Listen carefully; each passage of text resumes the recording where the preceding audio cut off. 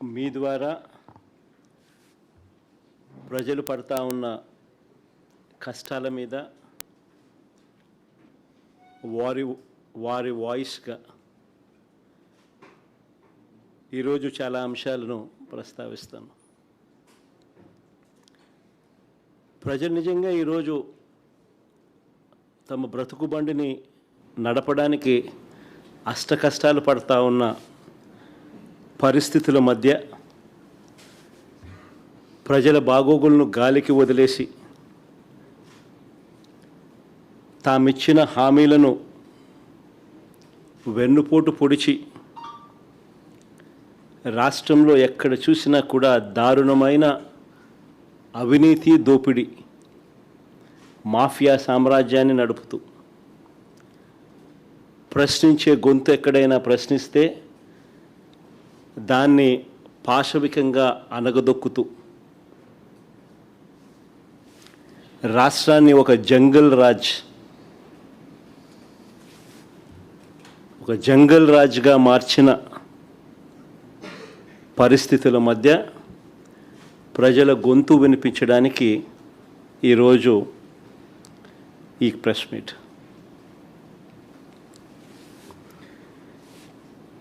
ఈ 2 ఏళ్ళు అవుతా ఉంది దాదాపుగా చంద్రబాబు నాయుడు గారు ప్రభుత్వం ఏర్పడి. ఈ 2 ఏళ్ళగా చంద్రబాబు నాయుడు గారు ప్రజలకు ఫలాని మంచి చేశాను అని చెప్పుకునే పరిస్థితి ఏదీ లేదు. 2 ఏళ్ల ప్రోగ్రెస్ రిపోర్ట్ చూస్తే ఒకే ఒక పాయింట్ మనందరికీ కూడా మళ్ళీ కనిపించే పాయింట్: బాబు షూరిటీ, మోసం గ్యారంటీ. ఇది ఈ 2 ఏళ్ల బాబు పరిపాలన తీరును ఒకసారి గమనిస్తే మళ్ళీ ఒకసారి మనందరికీ కూడా కనిపించే నిజం. ఈ 2 ఏళ్ళగా ప్రజలను తాను వెన్నుపోట్లను పొడుస్తూనే ఉన్నాడు. రాష్ట్రంలో విచ్చలవిడిగా అవినీతి దోపిడీ జరుగుతూనే ఉంది. వీటి అన్నిటి నేపథ్యంలో చంద్రబాబు నాయుడు చేస్తూ ఉన్న రాజకీయాలు ఏమిటి అని అంటే డైవర్షన్ పాలిటిక్స్.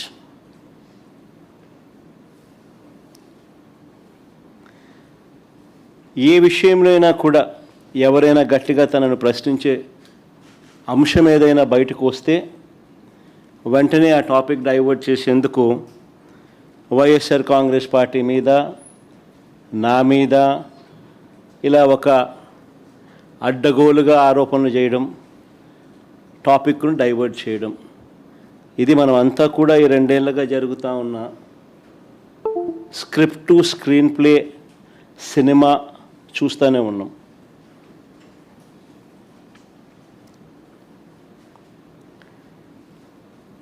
ఈ మధ్యకాలంలో చంద్రబాబు నాయుడు గారికి ఒక అంశం మీద ప్రస్తావన వస్తే చాలు ఆయన బీపీ పెరుగుతూ ఉంది. పొరపాటున చంద్రబాబు నాయుడు గారికి ఎవరైనా కూడా నిద్రలో మావిగన్ అని అన్నారంటే చాలు, బహుశా గుండాకి చనిపోయినా చనిపోతాడు. అంతగా ఆయనకు మావిగన్ అనే పేరు వింటే బీపీ పెరుగుతూ ఉంది. ఎప్పుడైనా మీరైనా పొరపాటున అనండి, ఎప్పుడైనా మావిగన్ గురించి మీ కమెంట్స్ ఏంటి సార్ అని. గుండె ఆగిపోకపోతే అదృష్టము, మిమ్మల్ని తిట్టకపోతే, వెంటనే మీ మీద బ్లాస్ట్ చేయకపోతే నిజంగా మీరంతా కరెక్ట్గా ఏ మేరకు అసెస్ చేస్తున్నారు చంద్రబాబు నాయుడు అని మీరే చెప్పగలుగుతారు. చంద్రబాబు నాయుడు గారు ముఖ్యమంత్రిగా ఉండడం నిజంగా రాష్ట్రం చేసుకున్న దురదృష్టం.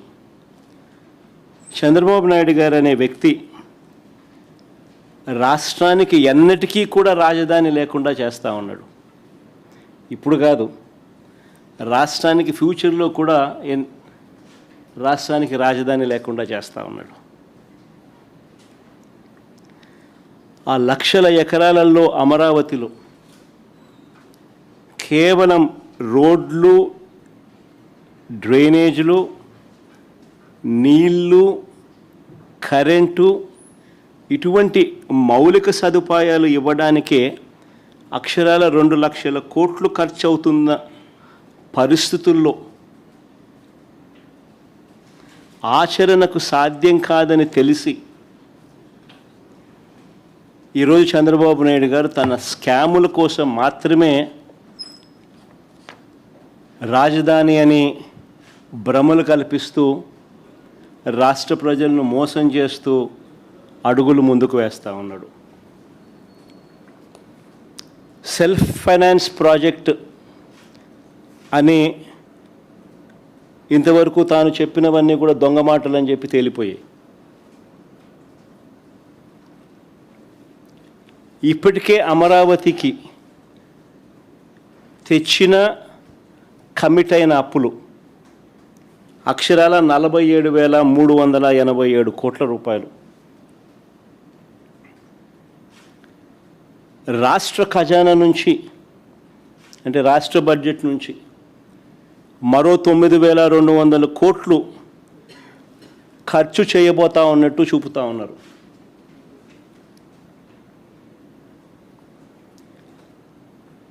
స్కాముల కోసం ఎందుకయ్యా రాష్ట్ర ప్రజల వెన్ను విడుస్తున్నావు అని ఎవరైనా ప్రశ్నిస్తే బీపీ పెరుగుతూ ఉంది.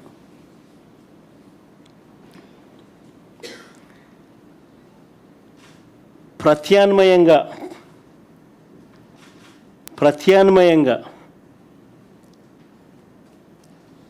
మోస్ట్ ప్రాక్టికల్గా రాష్ట్ర పరిస్థితులను పూర్తిగా మనసులో పెట్టుకొని రాష్ట్రానికి ఒక రాజధాని ఉండాలి, రావాలి అన్న ఒక తాపత్రయంతో ప్రత్యామ్నాయంగా మచిలీపట్నం నుంచి విజయవాడ 70 కిలోమీటర్లు, విజయవాడ నుంచి గుంటూరు మరో 40 కిలోమీటర్లు, ఈ 110 కిలోమీటర్ల హైవేకు అటు ఇటుగా రాజధాని కారిడార్గా పెట్టమని మావిగన్ అని చెప్పి మేము ప్రతిపాదించినాం. మావిగన్ ప్రాంతంలో ఇప్పటికే మేము మా హయాంలో నాంది పలికిన పోర్టు శరవేగంగా మా హయాంలో పనులు కూడా జరిగాయి. విజయవాడలో ఇంటర్నేషనల్ ఎయిర్పోర్ట్ కనిపిస్తుంది, 3 రైల్వే స్టేషన్లు, 4 నేషనల్ హైవేలు కలుస్తాయి, 9 గవర్నమెంటు ప్రైవేట్ మెడికల్ కాలేజీలు ఉన్నాయి ఈ ప్రాంతంలో, యూనివర్సిటీలు ఉన్నాయి, మరెన్నెన్నో విద్యా సంస్థలు ఉన్నాయి. దాదాపుగా 35-40 లక్షల జనాభా ఇక్కడే ఉన్నారు. అదే అమరావతి అయితే అంత జీరో నుంచి మొదలు పెట్టాల్సి ఉంటుంది అని చెప్పాం.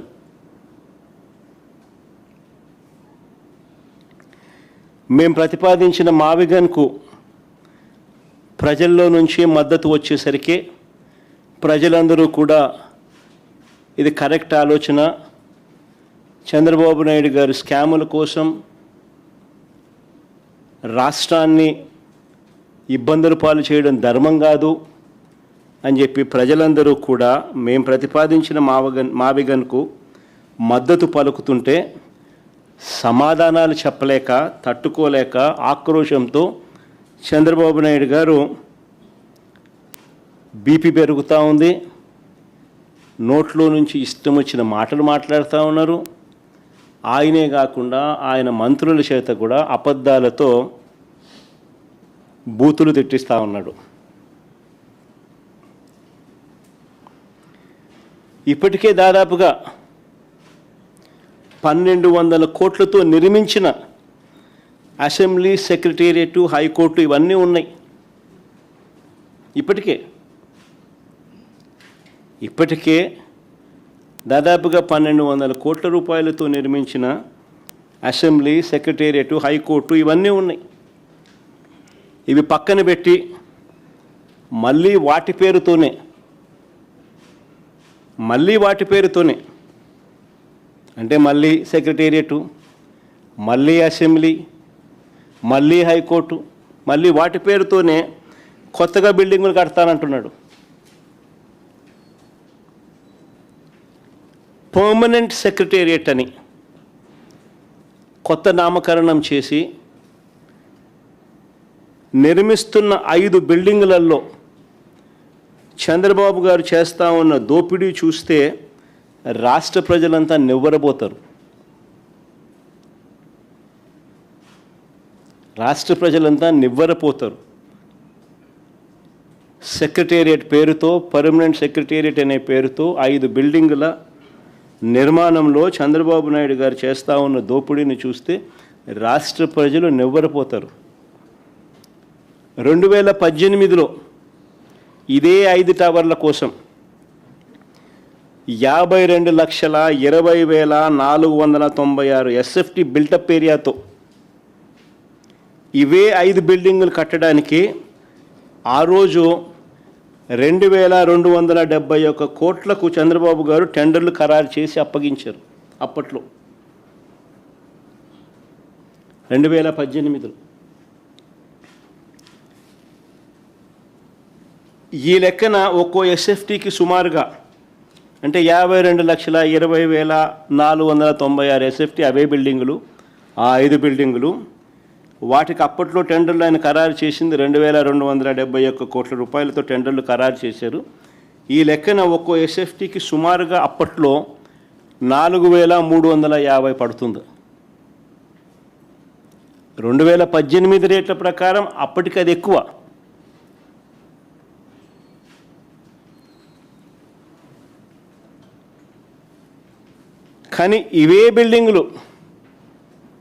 కానీ మళ్ళీ ఇవే బిల్డింగులు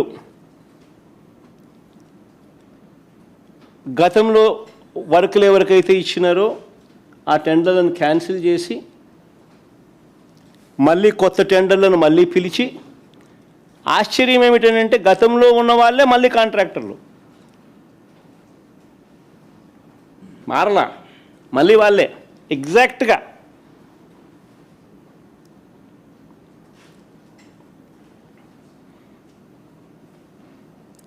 ఆ టెండర్లను రద్దు చేసి మళ్ళీ అవే కంపెనీలకే అవే పనులే ఇచ్చాడు. ఒక టైలర్ మేడ్ రిగ్గింగ్ పద్ధతిలో టెండర్లు ఈ కంపెనీలకు వచ్చేలా చేశాడు. దీని వెనుక ఉన్న మంత్రం ఏమిటో చెప్పమని అడుగుతూ ఉంటే మాత్రం చంద్రబాబు నాయుడు గారు చెప్పరు. కానీ బీపీ మాత్రం పెరుగుతూ ఉంటుంది ఈ ప్రశ్న అడిగినప్పుడు మాత్రం. ఇవే 5 బిల్డింగులకు సంబంధించి ఇప్పుడు ఇచ్చిన ఈ 5 బిల్డింగులకు సంబంధించి ఇది బాగా ఇంట్రెస్టింగ్గా ఉంటుంది. ఇప్పుడు మీరు కొద్దిగా అటెన్షన్ పెట్టి వినండి. ఇవే 5 బిల్డింగులకు సంబంధించి కేవలం స్ట్రక్చర్ కోసమే, బిల్డింగ్ పూర్తి కాదు, కేవలం స్ట్రక్చర్ కోసమే ఇవే 5 బిల్డింగులకు ఇప్పటికీ 4,354 కోట్ల రూపాయలకు ఫైనలైజ్ చేసినారు. మళ్ళీ ఇదే బిల్డింగ్లోనే, మళ్ళీ ఇదే బిల్డింగుల కొరకే ఇదే కాంపౌండ్లోనే వీటికి డ్రైనేజు నీళ్లు ఇతర ఇన్ఫ్రా కోసం అని చెప్పి మరో 1,053 కోట్లకు ఫైనలైజ్ చేశారు. మళ్ళీ ఇవే బిల్డింగుల్లోనే మళ్ళీ లిఫ్టులు, ఏసీలు, ఎలక్ట్రికలు, ప్లంబింగ్ పనుల కోసం మరో 2,316 కోట్లకు మళ్ళీ ఫైనలైజ్ చేసినారు. మళ్ళీ అంతటితో ఆగిపోలే, బిల్డింగ్ పూర్తి కాల. మళ్ళీ అదే బిల్డింగ్కే, మళ్ళీ ఇదే బిల్డింగులకే అదనంగా ఈసారి గ్లాస్ ఫిట్టింగ్ అంట, అద్దాల కోసం ఏకంగా మరో 2,540 కోట్లు. ఆ 5 బిల్డింగులకు అద్దాలు వేయడానికి 2,540 కోట్లు మళ్ళా కట్టబెట్టారు. మళ్ళా సేమ్ కాంట్రాక్టర్లకే, సుమా ఒక్కొక్కరికి ఒక్కొక్క కాంట్రాక్టర్ కాదు, ఒక్కొక్క పనికి ఒక్కొక్క కాంట్రాక్టర్ కాదు, మళ్ళీ వాళ్ళకే అన్నీ. ఈ బిల్డింగులకు డిజైన్ చేయడానికి మళ్ళీ 401 కోటి. ఈ బిల్డింగులకు డిజైన్స్ ఇవ్వడానికి మళ్ళీ 401 కోటి. వెరసి ఈ 5 బిల్డింగులకు అయ్యే ఖర్చు ఏకంగా 10,665 కోట్లు.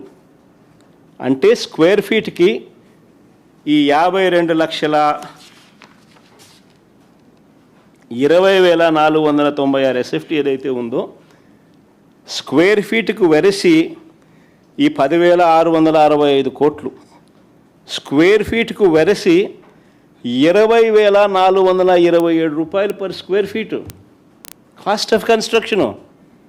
మా మధు అక్కడే ఉన్నాడు, ముక్కును లేలు వేసుకుంటా ఉన్నాడు పక్కనే.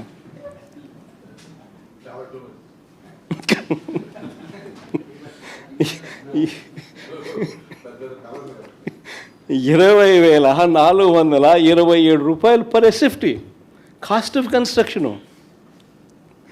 మళ్ళీ వీటిలో ఇంటీరియర్లు లేవు, ఇంటీరియర్స్ వేరే. మళ్ళా వాటిలో ఇంటీరియర్సు, వాటి ఫర్నిచరు ఇవన్నీ వచ్చి పూర్తయ్యేసరికి బహుశా 30,000 రూపాయలు 40,000 రూపాయలు పర్ SFTకి తెగుతుంది. మళ్ళీ అవన్నీ కూడా వచ్చి అవి కూడా కంప్లీట్ చేసేసరికి ఈ మాదిరిగా దోచేస్తూ ఉన్నారు. మళ్ళీ ఇంకా ఆశ్చర్యం ఏమిటో తెలుసా, ఇక్కడ కన్స్ట్రక్షన్లకు ఈ బిల్డింగులకు ఇసుక ఫ్రీ.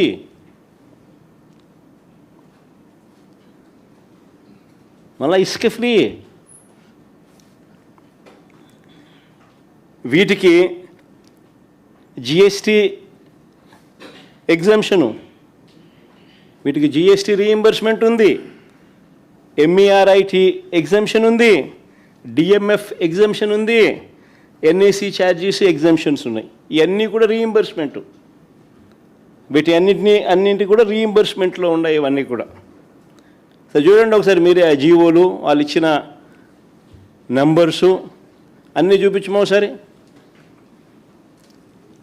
ఫస్ట్ చూపించు, ఆ నుంచి చూడండి. దాని తర్వాత చూపించమా. ఇవి ఈ రీయింబర్స్మెంట్లకు సంబంధించిన వాల్యూ. ఇంతకుముందు 3,600 ఎందుకు మామ, ఇంతకుముందు 3,600 చూపించు. ఎన్నికి ముందుకు పోతాను, ఎన్నికి పోవాలి నేను. ఇంతకుముందు 3,673 కోట్లు. ఈ ఎగ్జంప్షన్స్ తర్వాత ముందు ఈ ఎగ్జంప్షన్ మధ్యలో ఇంతకుముందు చూపించినావు కదా నాన్న, అది చూపించు. ఈ ఎగ్జంప్షన్స్ విలువ 681 కోట్లు. దాని తర్వాత ముందు నేను ఒక బరిసి 4,354 కోట్లు. దాని తర్వాత 1,053 కోట్లు ఏదానికి, ఇది ఆ బిల్డింగులకు లోనే డ్రైనేజు, నీళ్లు, ఇతర ఇన్ఫ్రా కోసం. తర్వాత ఈ పక్కన ఇదే బిల్డింగుల కోసమే లిఫ్ట్లు, ఏసీలు, ఎలక్ట్రికల్, ప్లంబింగ్ పనుల కోసం మరో 2,300 కోట్లకు సంబంధించిన ఇంకో జియో. తర్వాత ముందు బొమ్మ,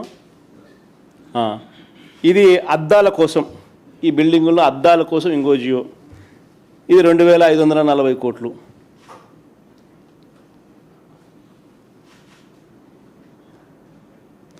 ఈ మాదిరిగా లూటీ జరుగుతూ ఉంది. నిజంగా బెంగళూరు, హైదరాబాదు, చెన్నై లాంటి మహానగరాల్లో కూడా 5 స్టార్ సదుపాయాలతో కలిపి, I'm talking about 5 star accommodation, అంటే 5 స్టార్ లాబీసు, ఆ మాదిరిగా ఉండే high end residential flats. 4,500 cost of construction, 4,500 దాటదు. అంతేనా? తెలంగాణలో కూడా ఇటీవల కేసీఆర్ గారు సచివాలయాన్ని తెలంగాణలో కట్టారు. 28 ఎకరాల్లో నిర్మించారు ఆయన. దాదాపు 10 లక్షల చదరపు అడుగులు, 615 కోట్లు.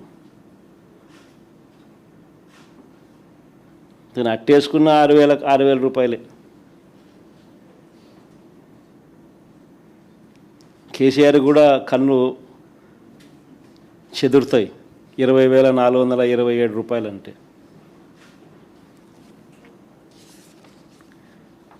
కానీ మన సెక్రటేరియట్ బిల్డింగ్కి మాత్రం 10,665 కోట్లు. ఏమిటి ఈ దోపిడీ అని ఎవరైనా ప్రశ్నిస్తే బాబుకు బీపీ పెరుగుతుందా? ఈ బిల్డింగులు కాక మళ్ళీ కొత్త అసెంబ్లీ అంటున్నాడు, మళ్ళీ కొత్త హైకోర్టు అంటున్నాడు. కొత్త అసెంబ్లీ కోసం 11,21,975 ఎస్ఎఫ్టీ అంట, మళ్ళీ కొత్త అసెంబ్లీ అంట. ఈ కొత్త అసెంబ్లీ కోసం ఇప్పటిదాకా వీళ్ళు తేల్చిన ఖర్చు 1,947 కోట్లు. ఎందుకంటే దానికి సంబంధించి 3 జీవోలు ఇచ్చినారు చూడండి.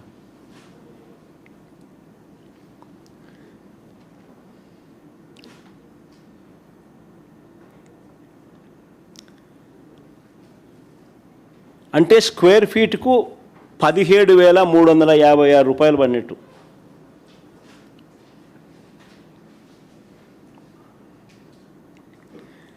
మళ్ళీ కొత్త హైకోర్టు, ఇది మళ్ళీ 20,32,231 ఎస్ఎఫ్టీ. దీనికి ఇంకా పూర్తి టెండర్లు కంప్లీట్ చేయాల. ఇంతవరకు పిలిచిన వాటినే 1,480 కోట్లతో ఇప్పటిదాకా పిలిచినారు. అదే 1,480 కోట్లు. ఇది పూర్తయ్యేసరికి ఇది ఏ స్థాయికి పోతుందో తెలియదు, కానీ ఇంతవరకు పిలిచిన పరిస్థితి ఇది.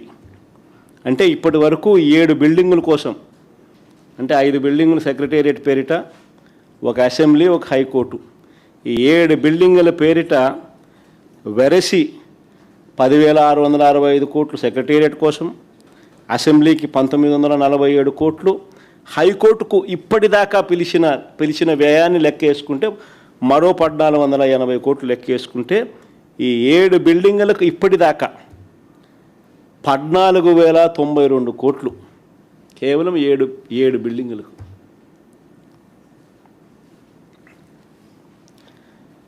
నిజంగా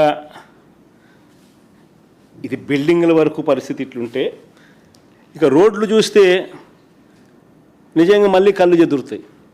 అమరావతిలో వేసే రోడ్ల స్కాములు చూస్తే దేశంలో ఎక్కడ కూడా హైవేలు వేసినా కూడా కిలోమీటర్కి అయ్యే ఖర్చు ఎంత అని చెప్పి ఈ మధ్యకాలంలోనే 5 సెప్టెంబర్ 2026 పార్లమెంటులో కేంద్ర మంత్రి గారిని, హైవేస్ మినిస్టర్ని నితిన్ గడ్కరీ గారిని ప్రశ్న అడిగినారు పార్లమెంట్లో. ఆయన ఇచ్చిన సమాధానం ఒకసారి చూస్తే, సివిల్ కన్స్ట్రక్షన్ ఎక్కడైనా కూడా యావరేజ్గా రోడ్లు వేయడానికి నేషనల్ హైవేకి అయ్యే ఖర్చు కిలోమీటర్కు 24 కోట్లు అని చెప్పి ఆయన పార్లమెంటుకు ఆయనంతకు ఆయనే లిఖితపూర్వకంగా సబ్మిట్ చేసిన లెటర్ అది. అక్కడ బాగా కనిపిస్తుంది చూడండి, అటువైపు కూడా బాగా కనిపిస్తుంది, ఇటువైపు కనపడని వాళ్ళకు.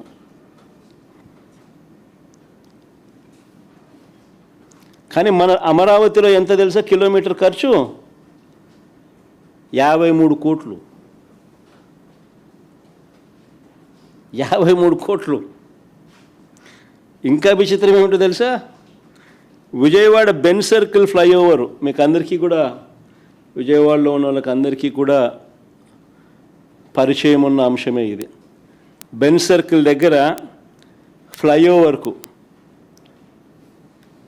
69 కోట్ల రూపాయలు కిలోమీటర్కి ఖర్చు అయితే, చంద్రబాబు నాయుడు గారి సీడ్ యాక్సెస్ నుంచి, అమరావతిలో సీడ్ యాక్సెస్ నుంచి నేషనల్ హైవేకు వారధి వద్ద కలిపే ఫ్లైఓవర్కు వీరు పెడతా ఉన్న ఖర్చు కిలోమీటర్కు 189 కోట్లు.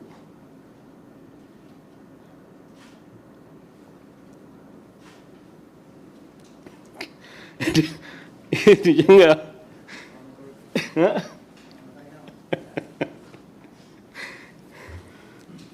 ఇక అమరావతి ప్లాట్ల స్కాములు చూస్తే, ఇక అమరావతిలో అలొకేట్ చేసే ప్లాట్ల స్కాములు చూస్తే చంద్రబాబు నాయుడు గారి మనుషులకు, అంటే ఏబిఎన్ ఆంధ్రజ్యోతి రాధాకృష్ణ గారికి, అశ్విని దత్ గారికి, బలుసు శ్రీనివాసరావు గారికి,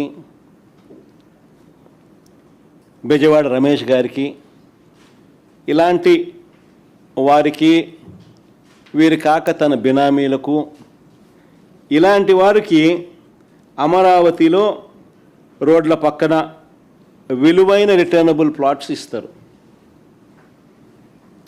అదే సామాన్య రైతులకు వచ్చేసరికి వాళ్లకు చెరువుల్లోనూ, వాగుల్లోనూ, కుంటల్లోనూ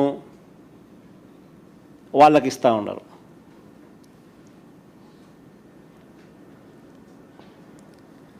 అసలు ఏమిటి అన్యాయము? మొదట తీసుకున్న 50,000 ఎకరాలకే దిక్కు లేదని రైతులు అంటూ ఉంటే, ఇది పరిస్థితి అని రైతులు అంటూ ఉంటే, ఈ 50,000 ఎకరాలు సరిపోవని ఇంకొక 50,000 ఎకరాలకు రైతులను ఇబ్బందుల పాలు చేస్తూ, వాళ్ళు ధర్నాలు చేస్తూ ఉన్నా కూడా లెక్క చేయకుండా వారి దగ్గర నుంచి బలవంతంగా లాక్కునే కార్యక్రమం జరుగుతూ ఉంది. ఇప్పుడు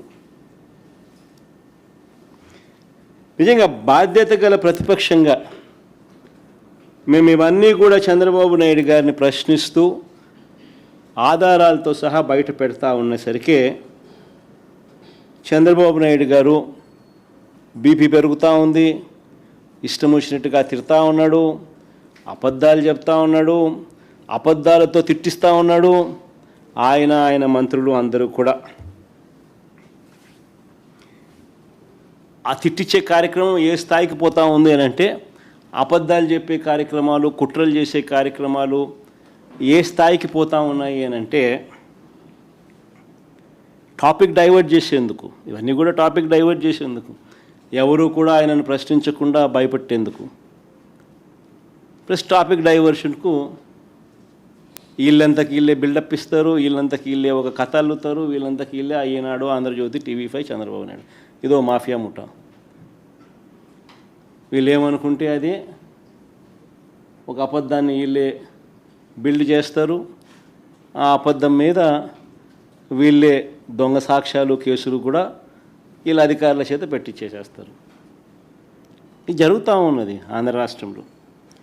నిజంగా ఏ స్థాయికి పోయింది అని అంటే, ఈ మధ్యకాలంలోనే కడపలో, ఈ మధ్యకాలంలో ఒక టాపిక్ ఆఫ్ డిస్కషన్ ఇది, కడపలో పెద్ద దస్తగిరి అని ఆయన మా పార్టీకి చెందిన వ్యక్తి, మా పార్టీ కార్యకర్త, మావాడు, చనిపోయింది మావాడు, మా పార్టీకి చెందిన కార్యకర్త చనిపోతే మేం బాధపడతాం. అలాంటిది ఆ కేసును పూర్తిగా ట్విస్ట్ చేసి మా పార్టీ మీదనే బురద జల్లడం కోసం వాడుకుంటా ఉన్నారు. చివరకు మా డిప్యూటీ మేయర్గా పనిచేసిన నిత్యానంద రెడ్డిని, మా రవిమామను, వీళ్ళపై కూడా బురద జల్లుతూ ఉన్నారు. నిజంగా ఆ ఇన్సిడెంట్ ఎలా జరిగింది అని, జాతరలో గొడవ వల్లే ఈ హత్య జరిగిందని స్వయంగా అదే పెద్ద దస్తగిరి భార్య జరిగిన విషయాన్నంతా కూడా మీడియా ముందుకు వచ్చి చెప్పింది. తాము ఎవరికి బినామీ కాదని, డిప్యూటీ మేయర్గా పనిచేస్తా ఉన్న నిత్యానంద రెడ్డితో తమకు ఎలాంటి విభేదాలు లేవని కూడా చెప్పింది. వైఎస్ఆర్సీపీ కార్యకర్తలు వాళ్ళంతా అందరూ కలిసికట్టుగా ఉన్నవాళ్ళే, చనిపోతే బాధపడాల్సింది వీళ్ళే. అయినా సరే చంద్రబాబు నాయుడు గారు తన రాజకీయం కోసం టాపిక్ డైవర్షన్ చేసేందుకు, వైఎస్ఆర్సీపీ మీద బురద జల్లేందుకు కుట్రలతో ఏ స్థాయికి దిగజారుతూ ఉన్నాడు అని అంటే, చంద్రబాబు నాయుడు గారు ఈనాడు, ఆంధ్రజ్యోతి, TV5 వీళ్ళు నలుగురు కూర్చొని ఒక కథ తయారు చేస్తారు, దాన్నే నిజమని చెప్తారు, పెద్ద పెద్ద అక్షరాలతో రాస్తారు. అధికారంలో ఉన్నారు కాబట్టి, వ్యవస్థలన్నీ వీళ్ళ చేతిలోనే ఉన్నాయి కాబట్టి వెంటనే వీళ్ళ పోలీసులు రంగప్రవేశంలోకి వస్తారు. గతంలో ఇదే పోలీసులు వేరే రకంగా చెప్పినా కూడా అది వెనక్కి తీసుకుంటారు ఆ స్టేట్మెంట్లన్నీ. వెనక్కి తీసుకొని మళ్ళీ వీళ్ళు చెప్పిన కల్పిత కథను చుట్టూ కేసు బిల్డప్ చేస్తారు. దాని చుట్టూ దొంగ సాక్ష్యాలను క్రియేట్ చేస్తారు. కొంతమందిని ప్రలోభ పెడతారు, కొంతమందిని బెదిరిస్తారు, కేసు బిల్డప్ చేస్తారు. చేసి మళ్ళీ మా వాళ్ళని అరెస్ట్ చేస్తారు. ఆ చనిపోయినని భార్య వచ్చి, పెద్దదత్తగిరి భార్య వచ్చి జరిగిన విషయం అంతా చెప్పి ఆయన బాధపడతా ఉంటే, జరిగింది మా పార్టీ మనిషికి హత్యకు గురైతే మేము బాధపడాల్సింది పోయి, వీళ్ళు చేస్తూ ఉండేది ఏంది, మా వాళ్ళ మీదనే కేసులు బనాయించి ఆ కేసుల్లో మా వాళ్ళని ఇరికిచ్చే కార్యక్రమం చేసి జైలుకు పంపే కార్యక్రమాలు చేస్తూ ఉన్నారు. 2 ఏళ్ళుగా జరుగుతున్న అరాచకం ఇదే. తప్పుడు కేసులు వీళ్ళే పెడతారు, తప్పుడు సాక్ష్యాలు వీళ్ళే క్రియేట్ చేస్తారు. వీళ్ళే ఆ తప్పుడు కేసుల్లో మా వాళ్ళని ఇరికిస్తారు. సోషల్ మీడియా యాక్టివిస్టులు అయినా సరే, కాలేజీలలో యూనివర్సిటీలో యాక్టివ్గా ఉన్న పిల్లలైనా సరే, యాక్టివిస్టులుగా ఉన్న పిల్లలైనా సరే, వైసీపీకి మద్దతుదారులైనా సరే, వైసీపీ నాయకులైనా సరే, ఎవరైనా చంద్రబాబు నాయుడు గారిని వ్యతిరేకిస్తే ఇదే రివాజు, ఇదే స్క్రిప్టు 2 సంవత్సరాల నుంచి రాష్ట్రంలో జరుగుతూ ఉన్నది ఇదే.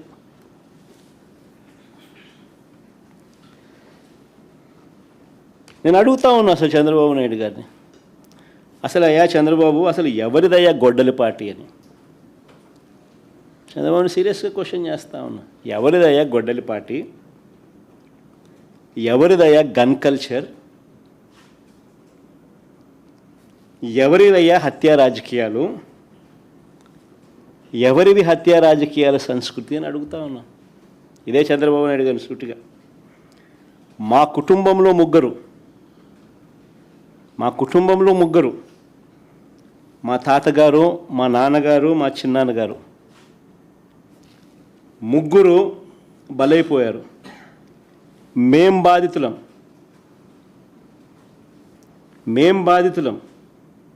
కానీ మాపైనే వీళ్ళు తప్పుడు రాజకీయాలు చంద్రబాబు నాయుడు గారు చేయిస్తారు.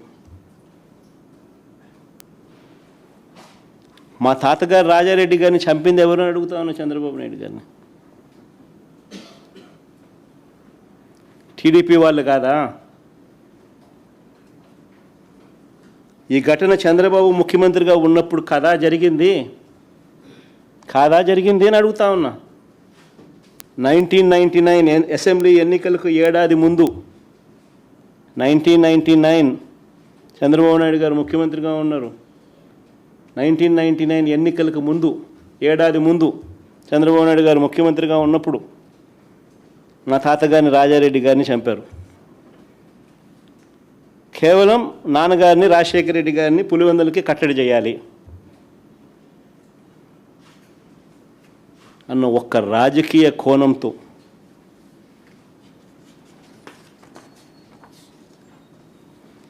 ఆ కేసులో దోషులను బరితెగించి హైదరాబాద్ తెలుగుదేశం పార్టీ సెంట్రల్ ఆఫీస్లో ఎన్టీఆర్ ట్రస్ట్ భవన్లో పెట్టి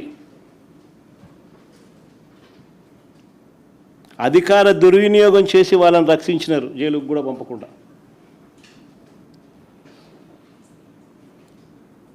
మరి ఇది ఎవరిదయ్యా క్రిమినల్ బ్రెయిన్ చంద్రబాబు గారు అని అడుగుతాను. ఎవరిదయ్యా క్రిమినల్ బ్రెయిన్ అని అడుగుతాను చంద్రబాబు నాయుడు గారిని.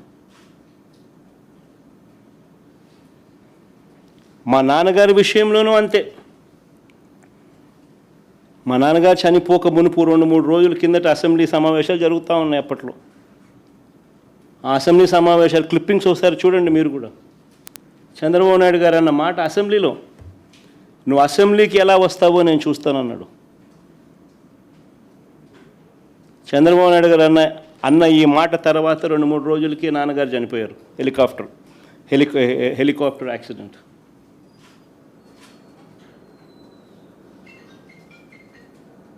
ఇప్పటికీ కూడా దీనికి సంబంధించి నివృత్తి కాని అంశాలు ఎన్నో ఉన్నాయి. ఎవరిదయ్యా చంద్రబాబు క్రిమినల్ బ్రెయిన్ అని అడుగుతా ఉన్నా. మా చిన్నాన్న వివేకానంద రెడ్డి గారిని ఇదే చంద్రబాబు ప్రభుత్వంలో హత్యకు గురైన మాట వాస్తవం కాదా అని అడుగుతా ఉన్నా.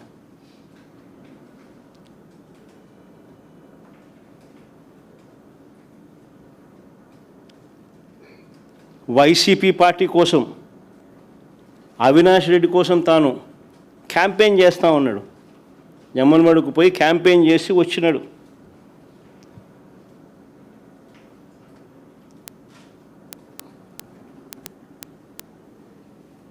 పైగా తానే వివేకం చిన్నానని హత్య చేశానంటూ సాక్షాత్తు టీవీలో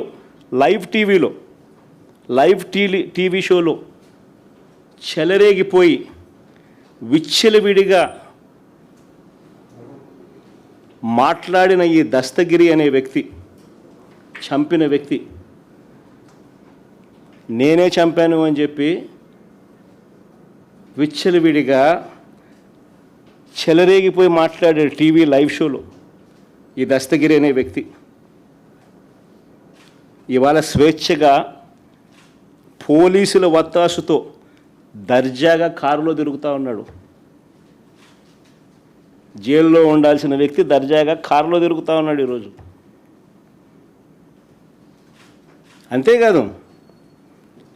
అంతేకాదు పైగా చంద్రబాబు లాయరు సిద్ధార్థ లూత్రా, దస్తగిరి లాయరు కూడా సిద్ధార్థ లూత్రా.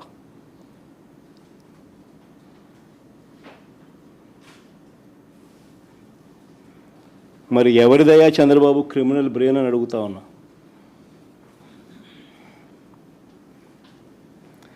రాజకీయ లబ్ధి కోసం ప్రలోభాలతో హంతకులను రక్షించడం, నిర్దోషులను హింసించడం ఈ కేసులో జరుగుతూ ఉంది. ఇదేగా చంద్రబాబు అని అడుగుతా ఉన్నా. ఇంకొక ఉదాహరణ, చంద్రబాబు గారి బావమరిది వియ్యంకుడు బాలకృష్ణ గన్ పట్టుకొని టపా అని ఇద్దరిని కాల్చి పడేయలేదా అని అడుగుతా ఉన్నా. టపా అని గన్ను పట్టుకొని కాల్చి పడేయలేదా అని అడుగుతా ఉన్నా. ఇదే పెద్ద మనిషి బాలకృష్ణ, చంద్రబాబు నాయుడు గారి వియ్యంకుడు, టపా అని ఇద్దరిని లేపేయలేదని అడుగుతా ఉన్నా. ఎవరిదయ్యా గన్ కల్చర్ అని అడుగుతా ఉన్నా. ఆ తర్వాత సాక్షులు ఉండకూడదని చెప్పి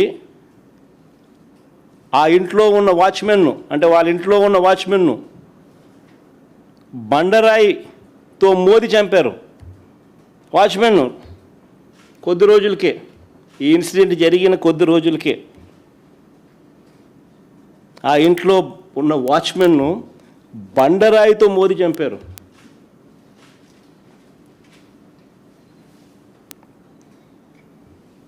ఇంకొక ఇన్సిడెంటు, పాపం ఎన్టీఆర్ గారు అబ్బాయి హరికృష్ణ గారు యాక్సిడెంట్లో ఆయన చనిపోతే పరామర్శ కోసం అని చెప్పి పోయి చంద్రబాబు నాయుడు గారు పోయి కేటీఆర్తో పొత్తులపై చంద్రబాబు మాట్లాడారు శవాన్ని పెట్టుకొని.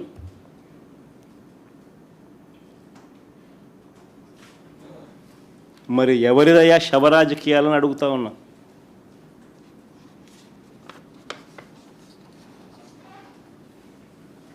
అంతేకాదు సొంత కూతుర్నిచ్చి రాజకీయ జీవితాన్ని ఇచ్చిన సొంత మామ,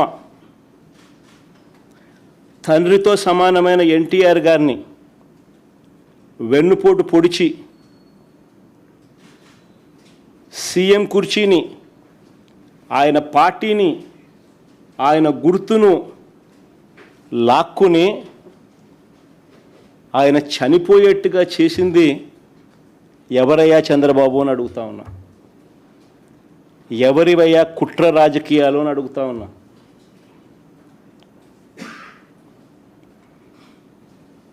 మరో ఇన్సిడెంటు, వంగవీటి మోహన్ రంగారావు గారు ఒక టైగర్, ఆయన ఎలా చనిపోయారు? పేదలకు ఇళ్ల పట్టాలు ఇవ్వాలని విజయవాడలో నిరాహార దీక్ష చేస్తూ ఉంటే అర్ధరాత్రి చంద్రబాబు నాయుడు గారి గవర్నమెంటు, తెలుగుదేశం పార్టీ అధికారంలో ఉంది, అర్ధరాత్రి నరికి చంపారు. ఈ ఘటనలో వేళ్ళన్నీ కూడా చంద్రబాబు గారి వైపే చూపిస్తాయి. హరిరామ జోగయ్య గారు అప్పట్లో తెలుగుదేశం పార్టీ మంత్రి, చంద్రబాబు నాయుడు గారి సహచరుడు, అప్పట్లో తెలుగుదేశం పార్టీలో మంత్రి. ఆయన ఏకంగా పుస్తకం రాశాడు ఏ రకంగా ఇన్సిడెంట్ జరిగింది, చంద్రబాబు నాయుడు గారి పాత్ర ఎంత బలంగా ఉంది అని చెప్తూ ఆ వంగవీటి మోహన్ రంగారావు గారి హత్య కేసులో ఒక ప్రధాన నిందితుడు వెలగపూడి రామకృష్ణబాబు ఇప్పుడు తెలుగుదేశం పార్టీ ఎమ్మెల్యే. ఇప్పటికీ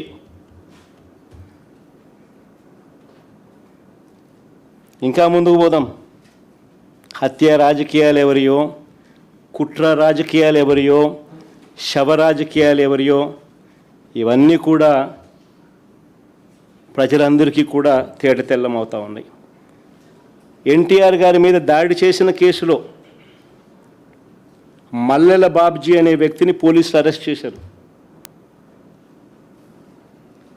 కొన్నాళ్ళ తర్వాత అతను ఒక లాడ్జీలో డెడ్ బాడీగా మారారు. డెడ్ బాడీగా మారిన ఆయన తన జోబీలో ఒక లెటర్ దొరికింది పోలీసులకు. ఆ లెటర్ సారాంశం ఏమిటంటే తనకు 3 లక్షలు ఇస్తానని చెప్పి చివరికి 30,000 ఇచ్చారని దాని సారాంశం. అసలు ఎన్టీఆర్ మీద దాడి కోసమే డబ్బులు ఇచ్చారా, అది నిజమైతే ఇచ్చింది ఎవరు అన్నదానిపై దర్యాప్తు లేదు. ఈ కేసులో వేళ్ళన్నీ కూడా అప్పట్లో చంద్రబాబు వైపే చూపించాయి.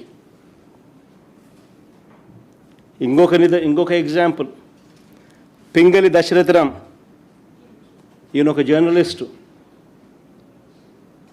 విజయవాడలో ఎన్కౌంటర్ అనే ఒక పత్రికను పెట్టి టీడీపీ ప్రభుత్వ అవినీతిని ప్రశ్నిస్తూ ఉంటే ఈ వ్యక్తిని హైదరాబాదు నుంచి బస్సు దిగి రిక్షాలో ఇంటికి వెళ్తూ ఉంటే కత్తులతో దారుణంగా దాడి చేసి చంపారు. ఈ ఘటనలో వేళ్ళన్నీ కూడా అప్పట్లో చంద్రబాబు నాయుడు గారి వైపే చూపించాయి. అడుగుతా ఉన్న చంద్రబాబు నాయుడు గారిని, ఎవరి అయ్యా హత్య రాజకీయాలు, ఎవరి అయ్యా కుట్ర రాజకీయాలు, ఎవరి అయ్యా శవ రాజకీయాలు? ఇదే పెద్ద మనిషి చంద్రబాబు నాయుడు గారు గురించి మాట్లాడుతూ ఆయన తోడల్లుడు దగ్గుపాటి వెంకటేశ్వరరావు గారు ఏకంగా పుస్తకం రాశాడు. అనేక టీవీలలో ఆయన ఇంటర్వ్యూలు కూడా ఇచ్చాడు. ఆయన అన్న మాటలు ఆయన పుస్తకంలో రాసినటివి. ధర్నాలు ఆందోళనల సమయంలో బస్సులు తగలబెట్టాలంటూ చంద్రబాబు పార్టీ క్యాడర్కు చెప్పేవాడని.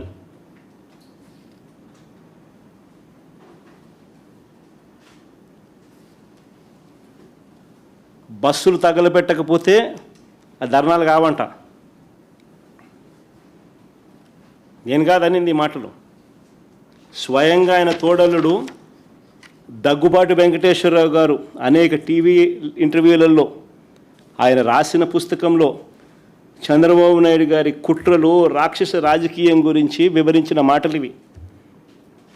హరిరామ్ జోగయ్య గారి గురించి కూడా నేను ఇంతకుముందే చెప్పా. ఆయన కూడా చంద్రబాబు నాయుడు గారితో సహచరుడు, మంత్రి. ఏ రకంగా చంద్రబాబు నాయుడు గారు కుట్రలు చేస్తారు, రాక్షస రాజకీయాలు చేస్తారు అన్నది ఆయన కూడా సువివరంగా కూడా వివరించినాడు. హత్యలతోనూ, వెన్నుపోట్లతోనూ, శవాలతోనూ, కుట్రలతోనూ రాజకీయాలు చేస్తున్నది చంద్రబాబు అయితే విలువలు, విశ్వసనీయత, మాటకు కట్టుబడి రాజకీయాలు చేస్తూ ఉన్నది మేము. గర్వంగా కూడా చెప్తా ఉన్నాను నేను ఈ మాట. వైఎస్ఆర్ కాంగ్రెస్ పార్టీ జగన్ గురించి నేను ఒకటే గర్వంగా కూడా చెప్తా ఉన్నా. జగన్ మంచోడు కాబట్టే మా తాతను రాజారెడ్డి గారిని చంపిన వాళ్ళు ఈ రోజుకి కూడా ప్రశాంతంగా బతుకుతూ ఉన్నారు. జగన్ చెడ్డోడైనంటే వాళ్ళంతా బతుకుండే వాళ్ళ.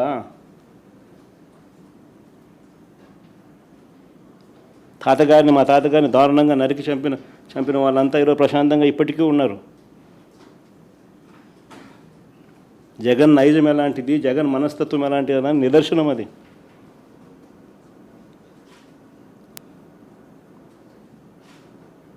వారికి ఎప్పటికీ ఏమీ కాదు. ఎందుకనంటే మాకు నేర్పించింది రాజకీయాలు ఎలా చేయాలని మాకు నాన్న నేర్పించింది హత్యలు చేయమని కాదు, చంద్రబాబు నాయుడు గారి మాదిరి ప్రజలకు మంచి చేసి మంచి పేరు తెచ్చుకొని రాజకీయాలు చేయాలని. అది చంద్రబాబుకు మాకు ఉన్న డిఫరెన్స్. రాజకీయాల్లో ఎవరికి కుట్రలు అవసరమో, ఎవరికి కుట్రలు గొడ్డళ్ళు గుణపాలు అవసరమో ప్రజలకు బాగా తెలుసు.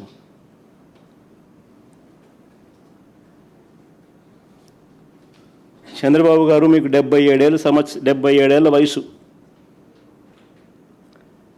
బహుశా మీకు ఇది లాస్ట్ ఎలక్షన్ ఏమో. 77 ఏళ్ళ వయసు, ఎలక్షన్లు వచ్చేసరికి 80 ఏళ్ళు.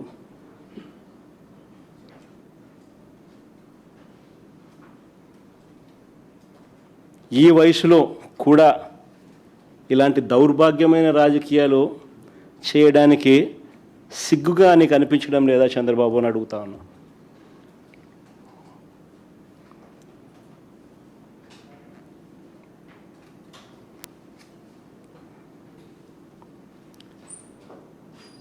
చంద్రబాబు నాయుడు గారి హయాంలో ఈ 2 ఏళ్లలోనే వైసీపీ కార్యకర్తలను ఏ మాదిరిగా దారుణంగా చంపిన ఘటనలు ఎలా ఉన్నాయో ఒకసారి గమనించండి. వెనుకొండలో 24 జూలై 17, 2024 వైఎస్ఆర్సీపీ నేత రషీద్ ఎంత దారుణంగా చంద్రబాబు నాయుడు గారు నడి రోడ్డు మీద నరికి చంపించే కార్యక్రమంలో ప్రోత్సహించినాడో ఈ ఫోటోలు చూస్తే అర్థమవుతుంది. కానీ ఇంకా ముందుకు పోమ్మ. నడి రోడ్డు మీద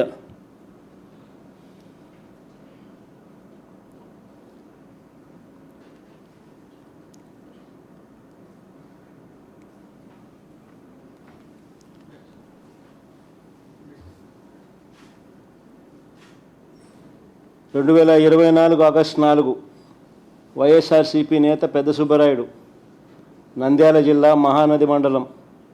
మహానంది మండలం సీతారాంపురం. నేను కూడా పోయిన చనిపోయిన తర్వాత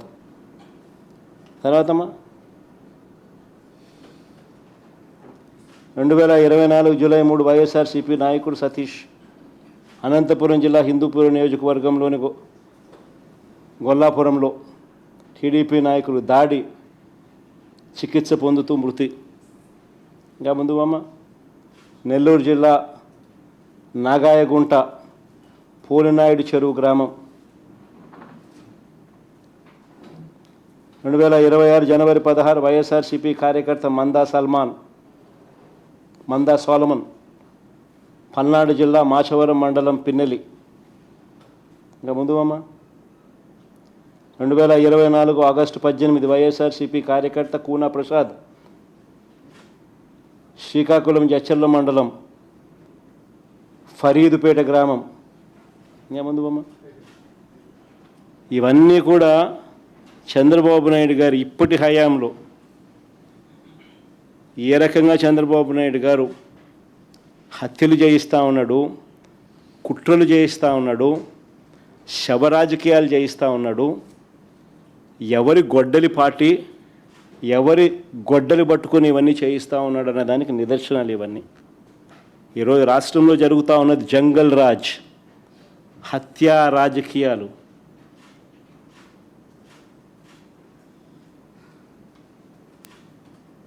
చంద్రబాబు నాయుడు గారు ఆధ్వర్యంలో జరిగిస్తూ ఉన్న దారుణమైన పాలన ఇది. నేను అడుగుతా ఉన్నా ఇదే చంద్రబాబు నాయుడు గారిని, ఎప్పుడు ఏ ఇన్సిడెంట్ జరిగినా కూడా, ఎప్పుడు చంద్రబాబు నాయుడు గారు ఇబ్బందికర పరిస్థితుల్లోకి పోయే పరిస్థితి ఎప్పుడు వచ్చినా కూడా వెంటనే టాపిక్ డైవర్ట్ చేసేందుకు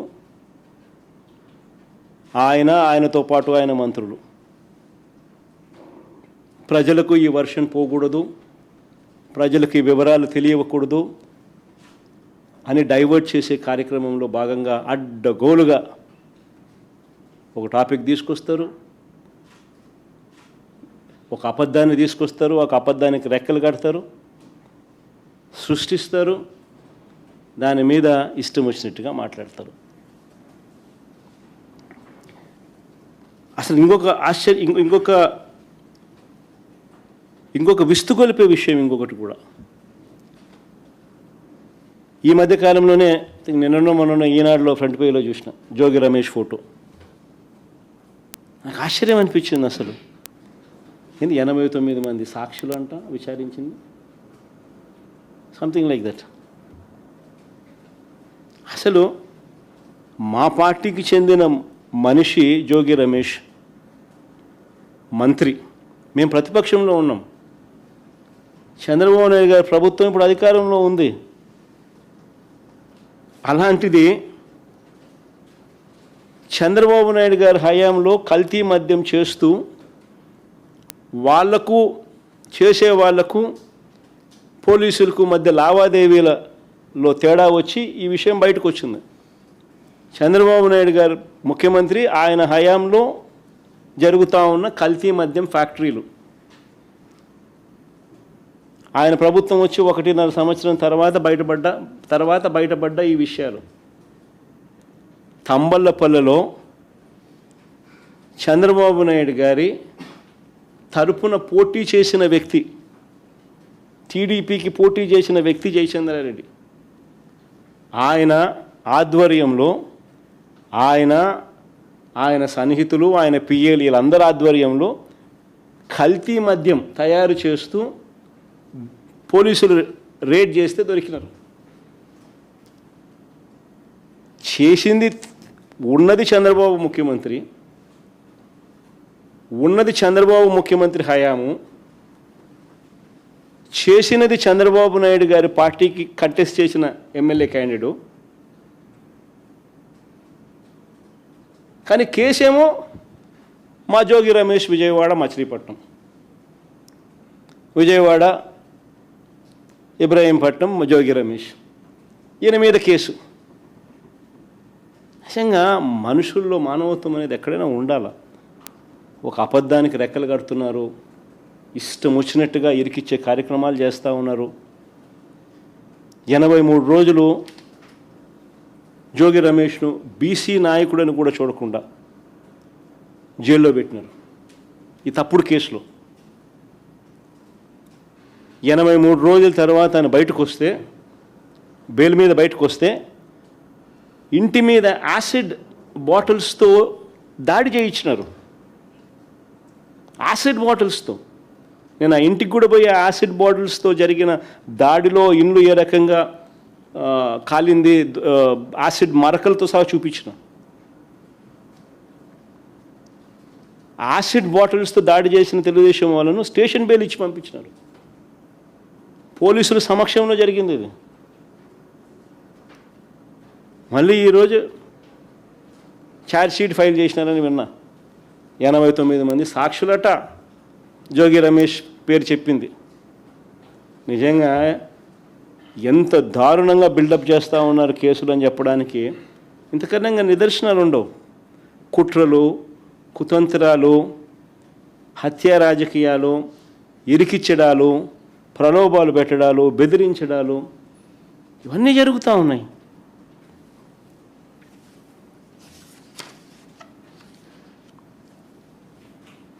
ఈరోజు నిజంగా రాష్ట్రంలో ఏం జరుగుతూ ఉంది తెలుసా? ప్రతి 5 బాటిళ్లకు ఒక కల్తీ బాటిల్ అమ్ముతూ ఉన్నారు. రాష్ట్రానికి రావాల్సిన ఆదాయం పెరగడంలా.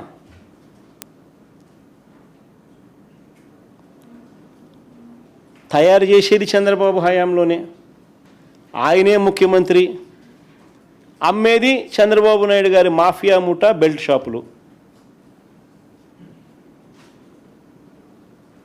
పోలీసులు బెల్ట్ షాపులు నడుపుతున్నారని తెలుసు, ఎంఆర్పీ రేటు కన్నా ఎక్కువ రేటుకి అమ్ముతున్నారని తెలుసు, అక్కడ ప్రతి 5 బాటిల్లో ఒకటి కల్తీ బాటిల్ ఉందని తెలుసు, అయినా పోలీసులు బెల్ట్ షాపులు జోలికి పోరు, ఆ వైపు కన్నెత్తి చూడరు. జరుగుతూ ఉన్నది ఇది.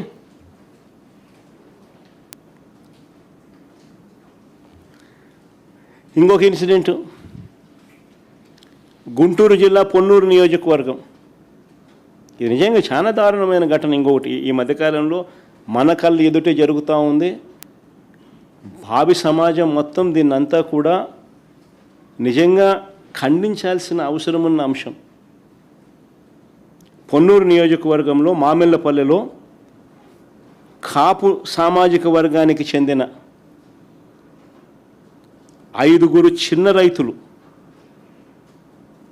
తాము పండించిన పంటకు, మొక్కజొన్న పంటకు రేటు లేదని, ఎంఎస్పి చూస్తే 2400, కొనేవాడు చూస్తే 1600, 1400 రేటుకు కొనేదాన్ని అడుగుతున్నాడు. రేటు లేక వాళ్ళ గోడౌన్లో, చిన్న గోడౌను, అదే సైజు కూడా, గోడౌన్ సైజు కూడా ఎవరైనా చూస్తే ఆశ్చర్యపోతారు, చిన్నది. ఆ 5 మంది రైతులు వాళ్ళ ఊర్లో, అది వాళ్ళ ఊర్లోనే, వాళ్ళ గోడౌన్లో వాళ్ళు పెట్టుకున్నారు రేటు లేక. అది మా అంబటి మురళి ఇంటి పక్కన. అలాగే ఆయన్ని అదే ఊరు, ఆయన కాపు సామాజిక వర్గమే. దీనిలో తప్పు ఎక్కడ జరిగిందనే అనేదానికి అవకాశమే లేదు ఎక్కడ. అక్కడ స్థానిక ఎమ్మెల్యే చంద్రబాబు నాయుడు గారు పోలీసులను పంపుతారు, గోడౌన్ మీద రేడ్ చేయిస్తారు, ఆ గోడౌన్ మురళీదని చెప్పి అబాండాలు అబద్ధాలు చెప్తారు.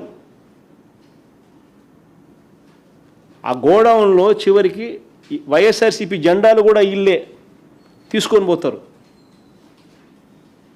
అవి కూడా వీడియోలో దొరుకుతాయి. ఇల్లే వైఎస్ఆర్సీపీ సంబంధించిన కండువాలు, ఇటువంటి జెండాలు ఇల్లే పెడతా ఉన్నారు.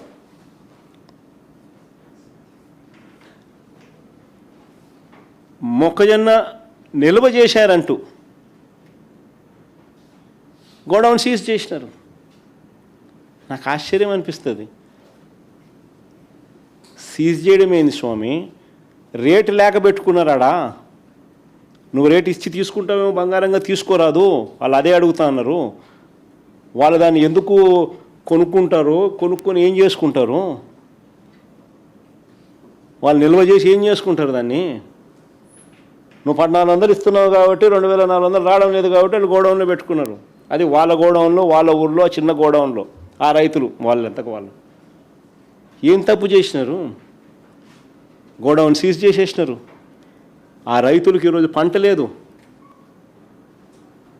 గోడౌన్ సీజ్ చేసినారు.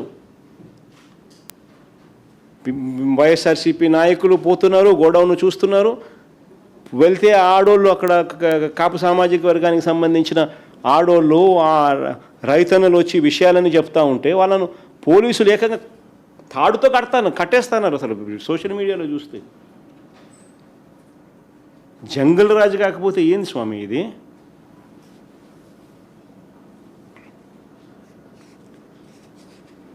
దొంగ కేసులు, తప్పుడు సాక్ష్యాలు,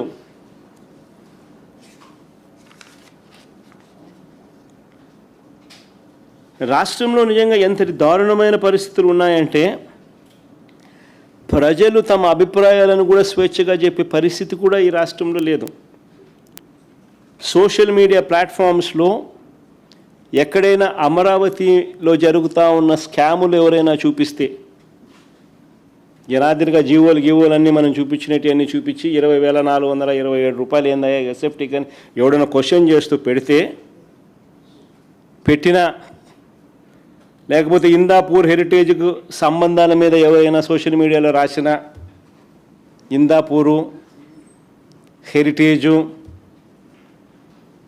వాళ్ళిద్దరి మధ్య ఉన్న సంబంధాల మీద ఎవరైనా ఆధారాలు చూపిస్తూ సోషల్ మీడియా ప్లాట్ఫామ్స్లో పెట్టినా, లేకపోతే తిరుమల లడ్డు విషయంలో మహిళల మీద అఘాయిత్యాల మీద సాక్షాత్తు టీటీడీ చైర్మన్గా ఉన్న వ్యక్తి ప్రదర్శిస్తున్న తీరు మీద ఎవరైనా సోషల్ మీడియాలో పెట్టినా, ఇవేవీ కూడా కనిపించవు. విచ్చలవిడిగా చంద్రబాబు నాయుడు గారు చేస్తూ ఉన్న మద్యం, గంజాయి, ఇసుక, మట్టి మాఫియా ఇటువంటి దోపిడీల పైన ఎవరైనా సోషల్ మీడియాలో పోస్ట్ చేసినా ఈ కంటెంట్ అంతా కూడా కనబడకుండా చేసేందుకు సాక్షాత్తుగా ఏం చేస్తూ ఉన్నారు తెలుసా? ఎక్కడా లేని విధంగా సోషల్ మీడియాని సెన్సార్ చేస్తూ ఉన్నారు. సోషల్ మీడియా పోస్టులపై చంద్రబాబు నాయుడు గారే తన కార్యకర్తలతో తప్పుడు కేసులు పెట్టిస్తూ ఉన్నారు. కుప్పంలో పోయి కేసులు పెట్టిస్తాడు, తప్పుడు కేసు. దాని మీద ఎఫ్ఐఆర్ నమోదు చేస్తారు. ఆ నమోదు చేసిన ఎఫ్ఐఆర్ కాపీని, ఎఫ్ఐఆర్ను ఆ సిఐ ట్విట్టర్కు, యూట్యూబ్కు, ఫేస్బుక్కు, ఇన్స్టాకు ఇలాంటి వారి హెడ్ క్వార్టర్స్కు పంపిస్తాడు. ఆ ఎఫ్ఐఆర్ పెట్టి డిలీట్ చేయమని. సిఐ రాసిన లేఖ, ఒక ఇన్స్పెక్టర్ ఆఫ్ పోలీస్, ఒక సిఐ రాసిన లేఖ శాన్ ఫ్రాన్సిస్కోకు ట్విట్టర్కి ఏదానికి మీద రాసింది?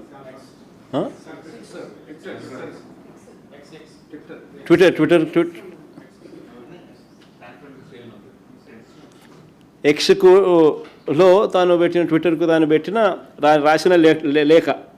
ఆ లేఖ ఒకసారి సారాంశం ఒకసారి చదివితే, ఆ లేఖలో ఆయన రాసిన ఆయన చదివితే ఏమంటాడు?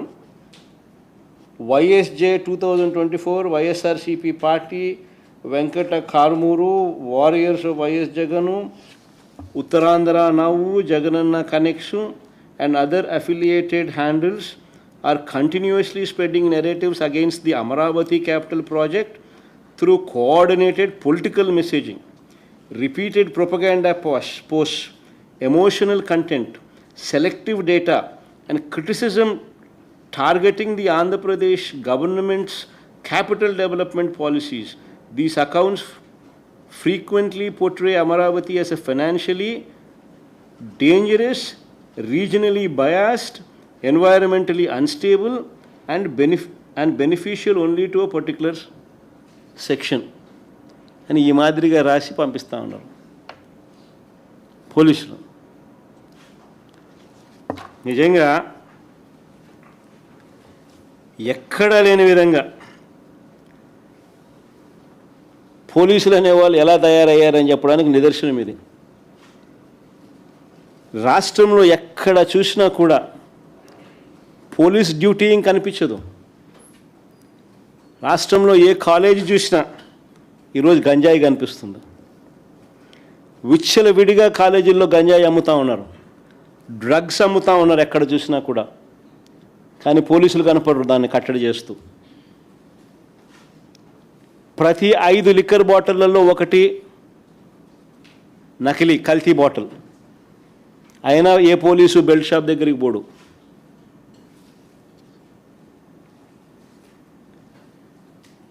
పోలీసులు చేసేది ఏమిటి అని అంటే తప్పుడు కేసులు పెట్టడం. చంద్రబాబు నాయుడు గారికి వ్యతిరేకంగా ఎవరు మాట్లాడినా కూడా తప్పుడు కేసులు, ఆ కేసు చుట్టూ తప్పుడు సాక్ష్యాలు క్రియేట్ చేయడం, వీళ్ళని జైలుకు పంపించాలని తాపత్రయపడ్డం. నిజంగా గవర్నెన్స్ అనేది పూర్తిగా పోయింది. ఈరోజు ఆడవాళ్ళకు రాష్ట్రంలో భద్రత లేదు.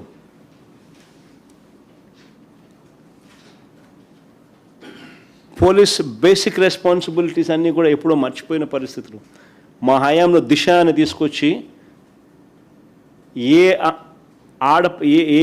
ఏ తల్లికైనా కూడా, ఏ పాపకైనా కూడా, ఏ అట్రాసిటీ జరిగినా కూడా ఫోన్ చేస్తే 10 నిమిషాల్లో పోలీస్ పోయేటోడు. వెంటనే ఫోన్ వచ్చేది, ఏమైందమ్మా అని. గ్రామ స్థాయిలోనే, గ్రామ సచివాలయంలోనే పోలీస్ కానిస్టేబుల్, మహిళా పోలీస్ వెంటనే రెస్పాండ్ అయ్యేవాళ్ళు, జరక్క మునిపే ఆపేవాళ్ళు. ఈరోజు ఎవడు పట్టించుకునేటోడు లేడు.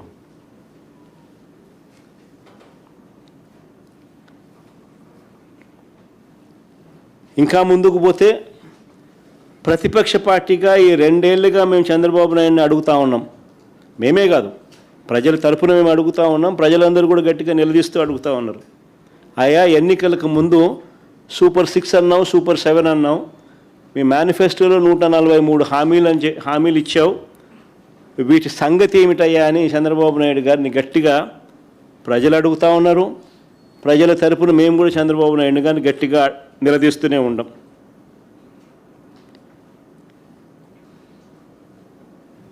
ఈ చంద్రబాబు నాయుడు గారు పెట్టిన మేనిఫెస్టోలో పెట్టిన ఈ హామీలను ప్రస్తావిస్తూ ఒకసారి గమనిస్తే ఈ పెద్ద మనిషి పెట్రోలు డీజిల్ రేట్లు ఇప్పుడు హాట్ టాపిక్. ఇది పెట్రోలు డీజిల్ రేట్లు తగ్గిస్తామంటూ వీళ్ళు ఇచ్చిన హామీ ఈరోజు వెన్నుపోటు కాదా అని అడుగుతా ఉన్నా. 2 ఏళ్ళు అయిపోయింది. ఆశ్చర్యం కలిగించే విషయం ఏమిటంటే చంద్రబాబు నాయుడు గారి హయాంలో 2014 నుంచి 19 మధ్య ఏ రేట్లు అయితే ఉన్నాయో అవి చూపించమో ఒకసారి ఆ టేబుల్. ఆ రేట్లే మా హయాంలో ఉన్నాయి. కేవలం ₹1 మాత్రమే మేము అదనంగా పెంచింది.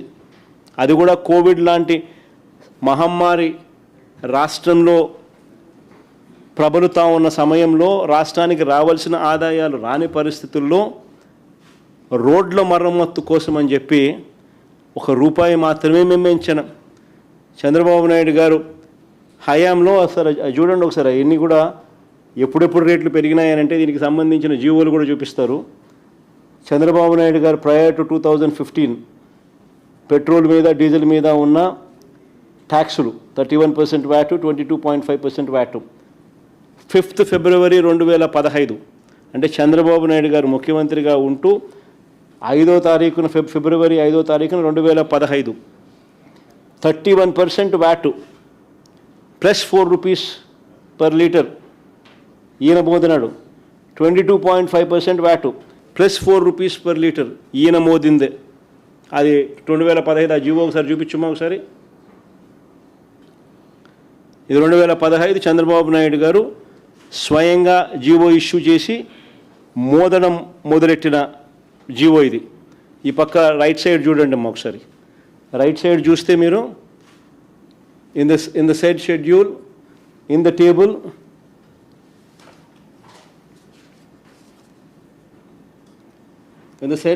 in the table, against item number 2 petrol, in column number 4 rate of tax for the figure and percentage 31%, the figure and percentage 31% plus ₹4 per litre shall be substituted.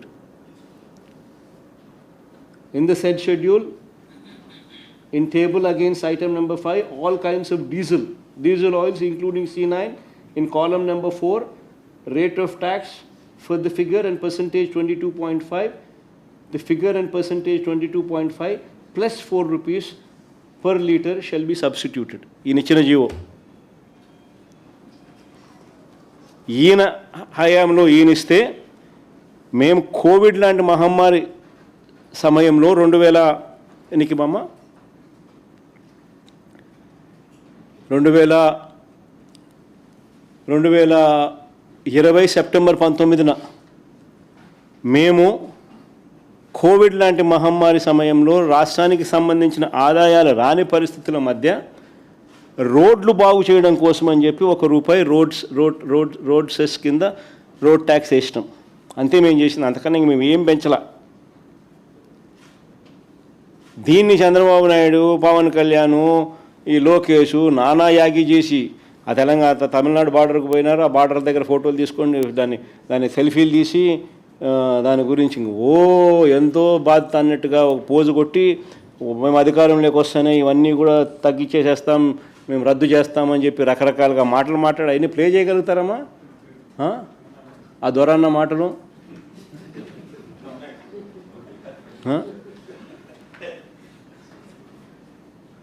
Play చేయవు సరే.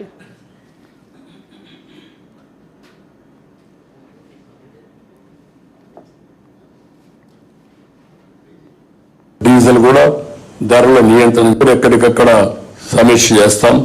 పెట్రోల్ డీజిల్ కూడా ధరల నియంత్రణ చేస్తాం. Petrol ధరల గురించి మీద మాట్లాడారు. బాగా వస్తే ధరలు మేము తగ్గిస్తాం. నేను ఎందుకు ముఖ్య కంఠంతో చెప్తున్నానంటే ఈ రోజు భారతదేశంలోనే నిత్యావసర సరుకుల ధరలు ఇంత శాతం పెరిగిందా ఏకైక రాష్ట్రం ఆంధ్ర రాష్ట్రం. దానికి కారణం పెట్రోల్ డీజిల్ పైన ఈ ప్రభుత్వం వేసే పన్ను. చాలా మంది గూడ్స్ ఆటో ఉంటుంది, ఏం పట్టుకెళ్తారండి?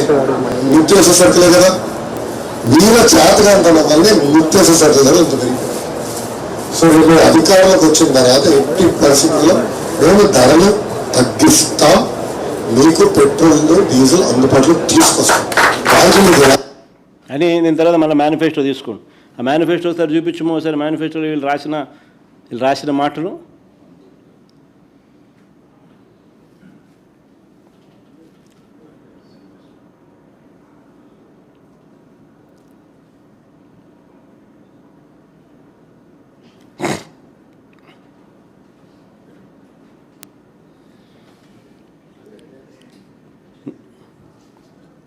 అలా ఇదే మాటలు మేనిఫెస్టోలో కూడా పెట్టినారు. అధికారంలోకి వస్తూనే పెట్రోలు డీజిల్ రేట్లు వెంటనే తగ్గిస్తాము అని చెప్పి. 2 ఏళ్ళు అయిపోయింది.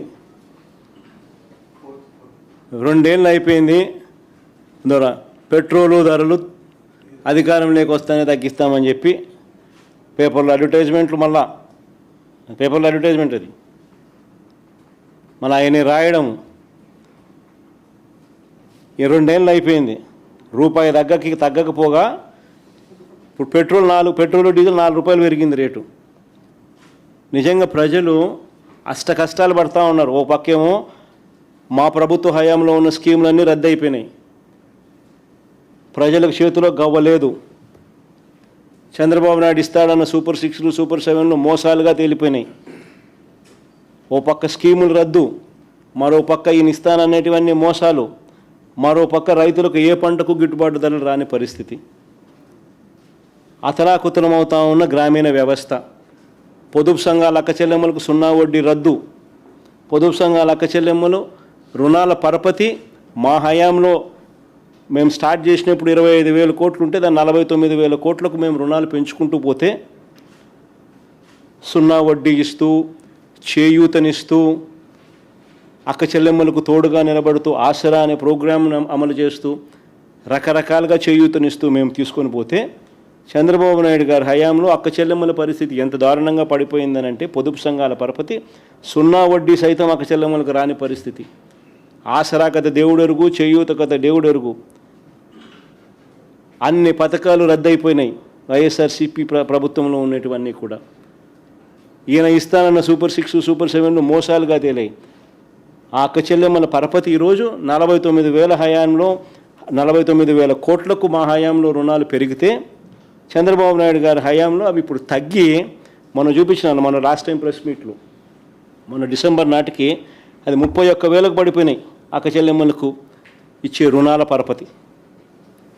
ఇప్పటికే ఓ పక్క గ్రామీణ వ్యవస్థలో రైతు సంతోషంగా లేడు, ఏ పంటకు గిట్టుబాటు ధర లేదు, ఉచిత పంటల బీమా పథకం లేదు, క్రాప్ ఇన్సూరెన్స్ లేదు, ఇన్పుట్ సబ్సిడీ లేదు. మోంతా తుఫాన్ వస్తే ఇంతవరకు మోంతా తుఫాన్ వచ్చిన ఇన్పుట్ సబ్సిడీ ఇంతవరకు ఇవ్వలేదు. ఏ పంటకు గిట్టుబాటు ధరలు లేవు.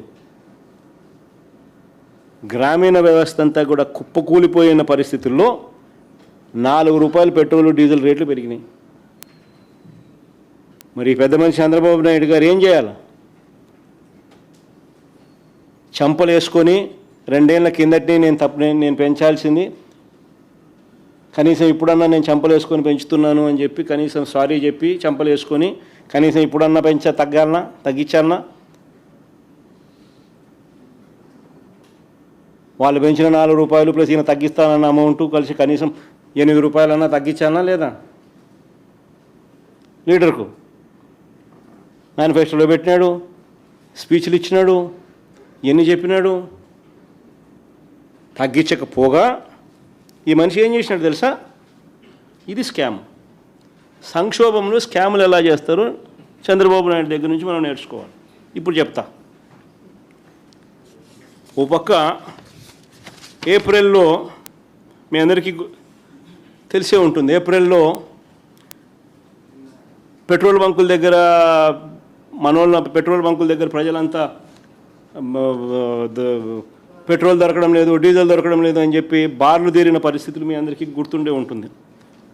సో పెట్రోల్ దొరక్క బార్లు తీరిన పరిస్థితుల్లో ప్రజలు ఉన్న సమయంలో ప్రజలకు మంచి చేయాలన్న చంద్రబాబు నాయుడు గారు కేంద్ర ప్రభుత్వంలో ఆయన భాగస్వాముడిగా ఉన్నాడు కాబట్టి ఇంగారంతా ఎక్కువ ఒత్తిడి తీసుకొని వచ్చి ఎక్కువ పెట్రోలు ఎక్కువ డీజిల్ మనకు అందుబాటులోకి ఉంచి కనీసం ప్రజలకు మేలు చేయాలని ఆలోచన చేయాల్సింది పోయి చంద్రబాబు నాయుడు ఏం చేశారు తెలుసా? ఐఓసీకి ఈ ఆయిల్ మార్కెటింగ్ కంపెనీస్ ఉన్నాయి, బీపీసీఎల్, ఐఓసీ, వీళ్ళకందరికీ ఏమని లెటర్ రాస్తారు తెలుసా? ప్రజల కోసంగా లెటర్ రాసేది. అమరావతిలో కాంట్రాక్టర్లకు రీటైల్ బంకుల్లో బల్క్ సప్లై అనేది వాళ్ళకు ఇవ్వకండి, అవి రేట్ ఎక్కువ, రీటైల్ బంకుల్లోనే వాళ్ళు తీసుకుంటారు, అది రేటు తక్కువ, ఆ పెట్రోల్ డీజిల్ వాళ్ళకు అందుబాటులో ఉంచండి అని చెప్పి లేఖ రాసినాడు. ఆ లేఖ చూడు. చంద్రబాబు నాయుడు గారు ఆయిల్ మార్కెటింగ్ కంపెనీస్కి రాసిన లేఖ. అమరావతిలో కాంట్రాక్టర్ల కోసం, ప్రజల కోసం కాదు రాసింది ఆయన. దానికి కేంద్ర ప్రభుత్వం చంద్రబాబు నాయుడు గారికి చివాట్లు పెడుతూ లేఖ మళ్ళీ ఎన్నికి రాసింది. ఏమని? బుద్ధి జ్ఞానం ఉందా లేదా నీకు చంద్రబాబు? దేశంలో అసలు పెట్రోల్ డీజిల్ దొరక్క ప్రజలంతా అవస్థలు పడుతూ ఉంటే బల్క్ డీజిల్ కొంటే రేట్ ఎక్కువ అని చెప్పి కాంట్రాక్టర్లకు రీటైల్ బంకుల్లో డీజిల్ పోయమని చెప్పి నువ్వు బుద్ధి జ్ఞానం ముందు అడుగుతా ఉన్నావా చంద్రబాబు అని చెప్పి కేంద్ర ప్రభుత్వం చివాట్లు పెడుతూ చంద్రబాబు నాయుడుకి రాసిన లేఖ.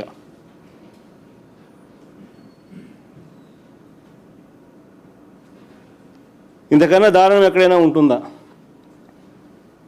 ప్రజల గురించి ఆలోచన చేయాల్సిన సమయంలో ప్రజల గురించి ఆలోచన చేయకుండా అమరావతిలో కాంట్రాక్టర్ల గురించి, ఈయన ఆ కాంట్రాక్ట్ పనులలో ఈయనకు వచ్చే డబ్బుల గురించి, ఈయన స్కాముల గురించి మాత్రం ఆలోచన చేసేటోడు ప్రపంచ చరిత్రలో ఎవడైనా ఉంటాడా? ఈ ముఖ్యమంత్రి తప్ప. ఇది 2 లెటర్లు పెట్టిన నేను. ఏపీ గవర్నమెంటు రాసిన లెటరు 24/4/2026, అంటే 24 ఏప్రిల్ 2026న ఆంధ్రప్రదేశ్ గవర్నమెంటు ఆయిల్ మార్కెటింగ్ కంపెనీస్కు, అంటే ఐఓసీకి, బీపీసీఎల్కు, హెచ్పికి వీళ్ళు రాసిన లేఖలు. కేంద్ర ప్రభుత్వం చంద్రబాబు నాయుడును తిడుతూ చివాట్లు పెడుతూ 20 ఏప్రిల్లో అంటే ఐఓసీ వాళ్ళు, బీపీసీఎల్, హెచ్పి వాళ్ళు వెంటనే వాళ్ళకి ఫోన్ చేసి కేంద్ర మంత్రికి చెప్పినారు, చంద్రబాబు నాయుడు మీ కూటమిలో సభ్యుడు ఇట్లా అడుగుతా ఉన్నాడు, ఏం చేయమంటాం మమ్మల్ని, మేమేం చేయాలో మాకు అర్థం కావడం లేదని చెప్పి ఆ నుంచి వెంటనే మోడీ అంటుకున్నాడు. బుద్ధి జ్ఞానం ఉందా చంద్రబాబు నీకు? ఏం మాట్లాడుతున్నావు, ఏం చేస్తున్నావు, నీకు అర్థమవుతాను. వాళ్ళు వెంటనే లెటర్ రాసినారు. అంటే ఏం ఆలోచనలు చేస్తూ ఉన్నారు? ఒకవైపున నువ్వు ఎన్నికల్లో ఇచ్చిన మాటను నెరవేర్చడం లేదు, మేనిఫెస్టోలో పెట్టిన మాటను చెత్తబుట్టలో వేస్తున్నావు. మరో పక్కన ప్రజలు ఇబ్బందుల్లో ఉంటే ప్రజల ఇబ్బందుల్లో వాళ్ళకు తోడుగా ఉండాల్సింది పోయి నువ్వు నీ కాంట్రాక్టర్ల గురించి ఆలోచన చేసి బల్క్లో వాళ్ళు డీజిల్ కొంటే 155 రూపాయలు అవుతుందని, రీటైల్ పెట్రోల్ బంకుల్లో కొంటే 101 రూపాయికే 101 రూపాయికే లీటర్కు డీజిల్ దొరుకుతుందని, వాళ్ళకు 101 రూపాయికే లీటర్ పోయమని చెప్పి రీటైల్ బంకుల్లో పోయమని చెప్పి నువ్వు లేఖ రాస్తావు.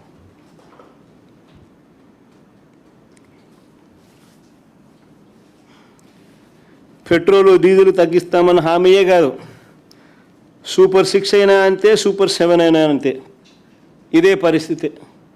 ఒకసారి అది చూపించుమో, ఒకసారి మేనిఫెస్టో ఆయన ఎన్నికలకు ముందు ఈనాడు పేపర్ కటింగ్ ఒకసారి పెద్ద పెద్ద అడ్వర్టైజ్మెంట్లు ఇచ్చి ఏ రకంగా చూపించినాడు.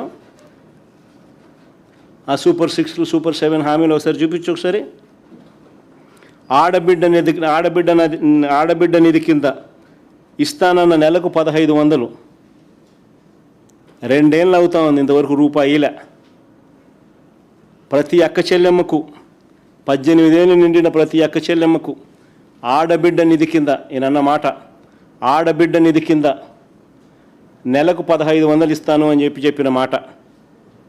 ప్రతి మహిళకు నెలకు 1500, సూపర్ 6 సూపర్ 7 అడ్వర్టైజ్మెంటు. 2 ఏళ్ళు అయింది, సంవత్సరానికి 18,000, 1500 ఇంటూ 12 నెలలు అంటే ఇంటూ 2 ఏళ్ళు అంటే 36,000. ప్రతి మహిళకు ఇప్పటికే 36,000 బాకీ, ఇంతవరకు రూపాయి ఇచ్చింది లేదు. ప్రతి నిరుద్యోగికి నెలకు 3,000, ప్రతి నిరుద్యోగికి నెలకు 3,000 రూపాయలు నిరుద్యోగ భృతి అన్నాడు. ఇప్పటికి 2 ఏళ్ళు అయిపోయింది, సంవత్సరానికి 36,000 బాకీ, 2 ఏళ్ళు అయింది. ప్రతి నిరుద్యోగికి 72,000 రూపాయలు ప్రతి నిరుద్యోగికి బాకీ. ఇంటింటికి పోయి బాండ్లు ఇచ్చినారు. ఆ బాండ్లు కూడా ఒకసారి చూపించమో, ఒకసారి సంతకాలు. చూడు, పక్కన చంద్రబాబు నాయుడు, పక్కన పవన్ కళ్యాణ్, మళ్ళీ వీళ్ళ సంతకాలు, మళ్ళీ దానికి ఒక ఏంది మళ్ళీ వీళ్ళ త్రికరణ శుద్ధిగా వీళ్ళు చేస్తూ ఉన్న ప్రమాణం. చదువు ఒకసారి, నీకు దగ్గరగా ఉందంతా చదువు ఒకసారి. ఆ ప్రమాణం ఏం ప్రమాణము? మైక్ పెట్టుకుని చదువు బట్టి రాయి, చెప్పట్టు చెప్పు. చంద్రబాబు నాయుడు, పవన్ కళ్యాణ్ అనే మేము మన రాష్ట్ర ప్రజలు మా సమిష్టి నాయకత్వంపై ఉంచిన నమ్మకాన్ని నిలబెట్టుకుంటామని త్రికరణ శుద్ధితో ప్రమాణం చేస్తున్నాం. 2024లో టీడీపీ జనసేనల సంయుక్త పార్టీ అధికారంలోకి వచ్చాక మేమిద్దరం భవిష్యత్ గ్యారంటీలోని వాగ్దానాలను అమలు చేయడంతో పాటు మన రాష్ట్ర అభివృద్ధికి, పురోగతికి సమన్వయంతో, పరస్పర సహకారంతో సమిష్టిగా కృషి చేస్తామని ప్రతిజ్ఞ చేస్తున్నాం. ఎప్పటి నుంచి మా కింద చూడు, జూన్ 2024 నుంచి ప్రారంభం సినిమా అని రాసినారు. జూన్ 2024 నుంచి ప్రారంభం, సినిమా ప్రారంభం. అది ఇది చేసినారు. ఇంతవరకు 3,000 రూపాయలు నిరుద్యోగ భృతి అంటే సంవత్సరానికి 36,000 రూపాయలు, 2 ఏళ్లకు 72,000 రూపాయలు. ఒక్కరికి ఇంతవరకు రూపాయి ఇచ్చిందా. మళ్ళీ ఇంకోటి ఏంది, 50 ఏళ్ళకి పక్క కింద రాసిన చూడమా, 50 ఏళ్ళకే పెన్షన్. ఎస్సీ, ఎస్టీ, బీసీ మైనార్టీకి 4,000 రూపాయలు నెల పెన్షన్ 50 ఏళ్ళకే. అది సినిమా ప్రారంభం జూన్ 2024 నుంచి ప్రారంభం సినిమా. ఇది ఇచ్చిన బాండు. ప్రతి మహిళకు, ప్రతి పెన్షన్దారికి, ప్రతి ఎస్సీ, ఎస్టీ, బీసీ మైనారిటీల ప్రతి వ్యక్తికి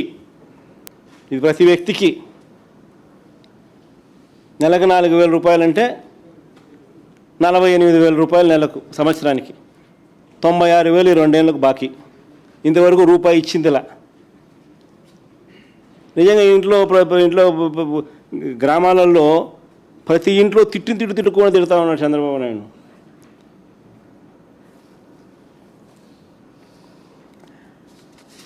రైతుల పరిస్థితి చూస్తే మరీ అన్యాయం. కేంద్ర ప్రభుత్వం ఇచ్చేది కాక, ఎన్నో సందర్భాల్లో నేను చూపించిన ఆయన అన్న మాటలు. కేంద్ర ప్రభుత్వం ఇచ్చేది కాక, నేను ప్రే చేయగలుగుతారమ్మా? ఇప్పటికి ఎన్నోసార్లు చేసిన.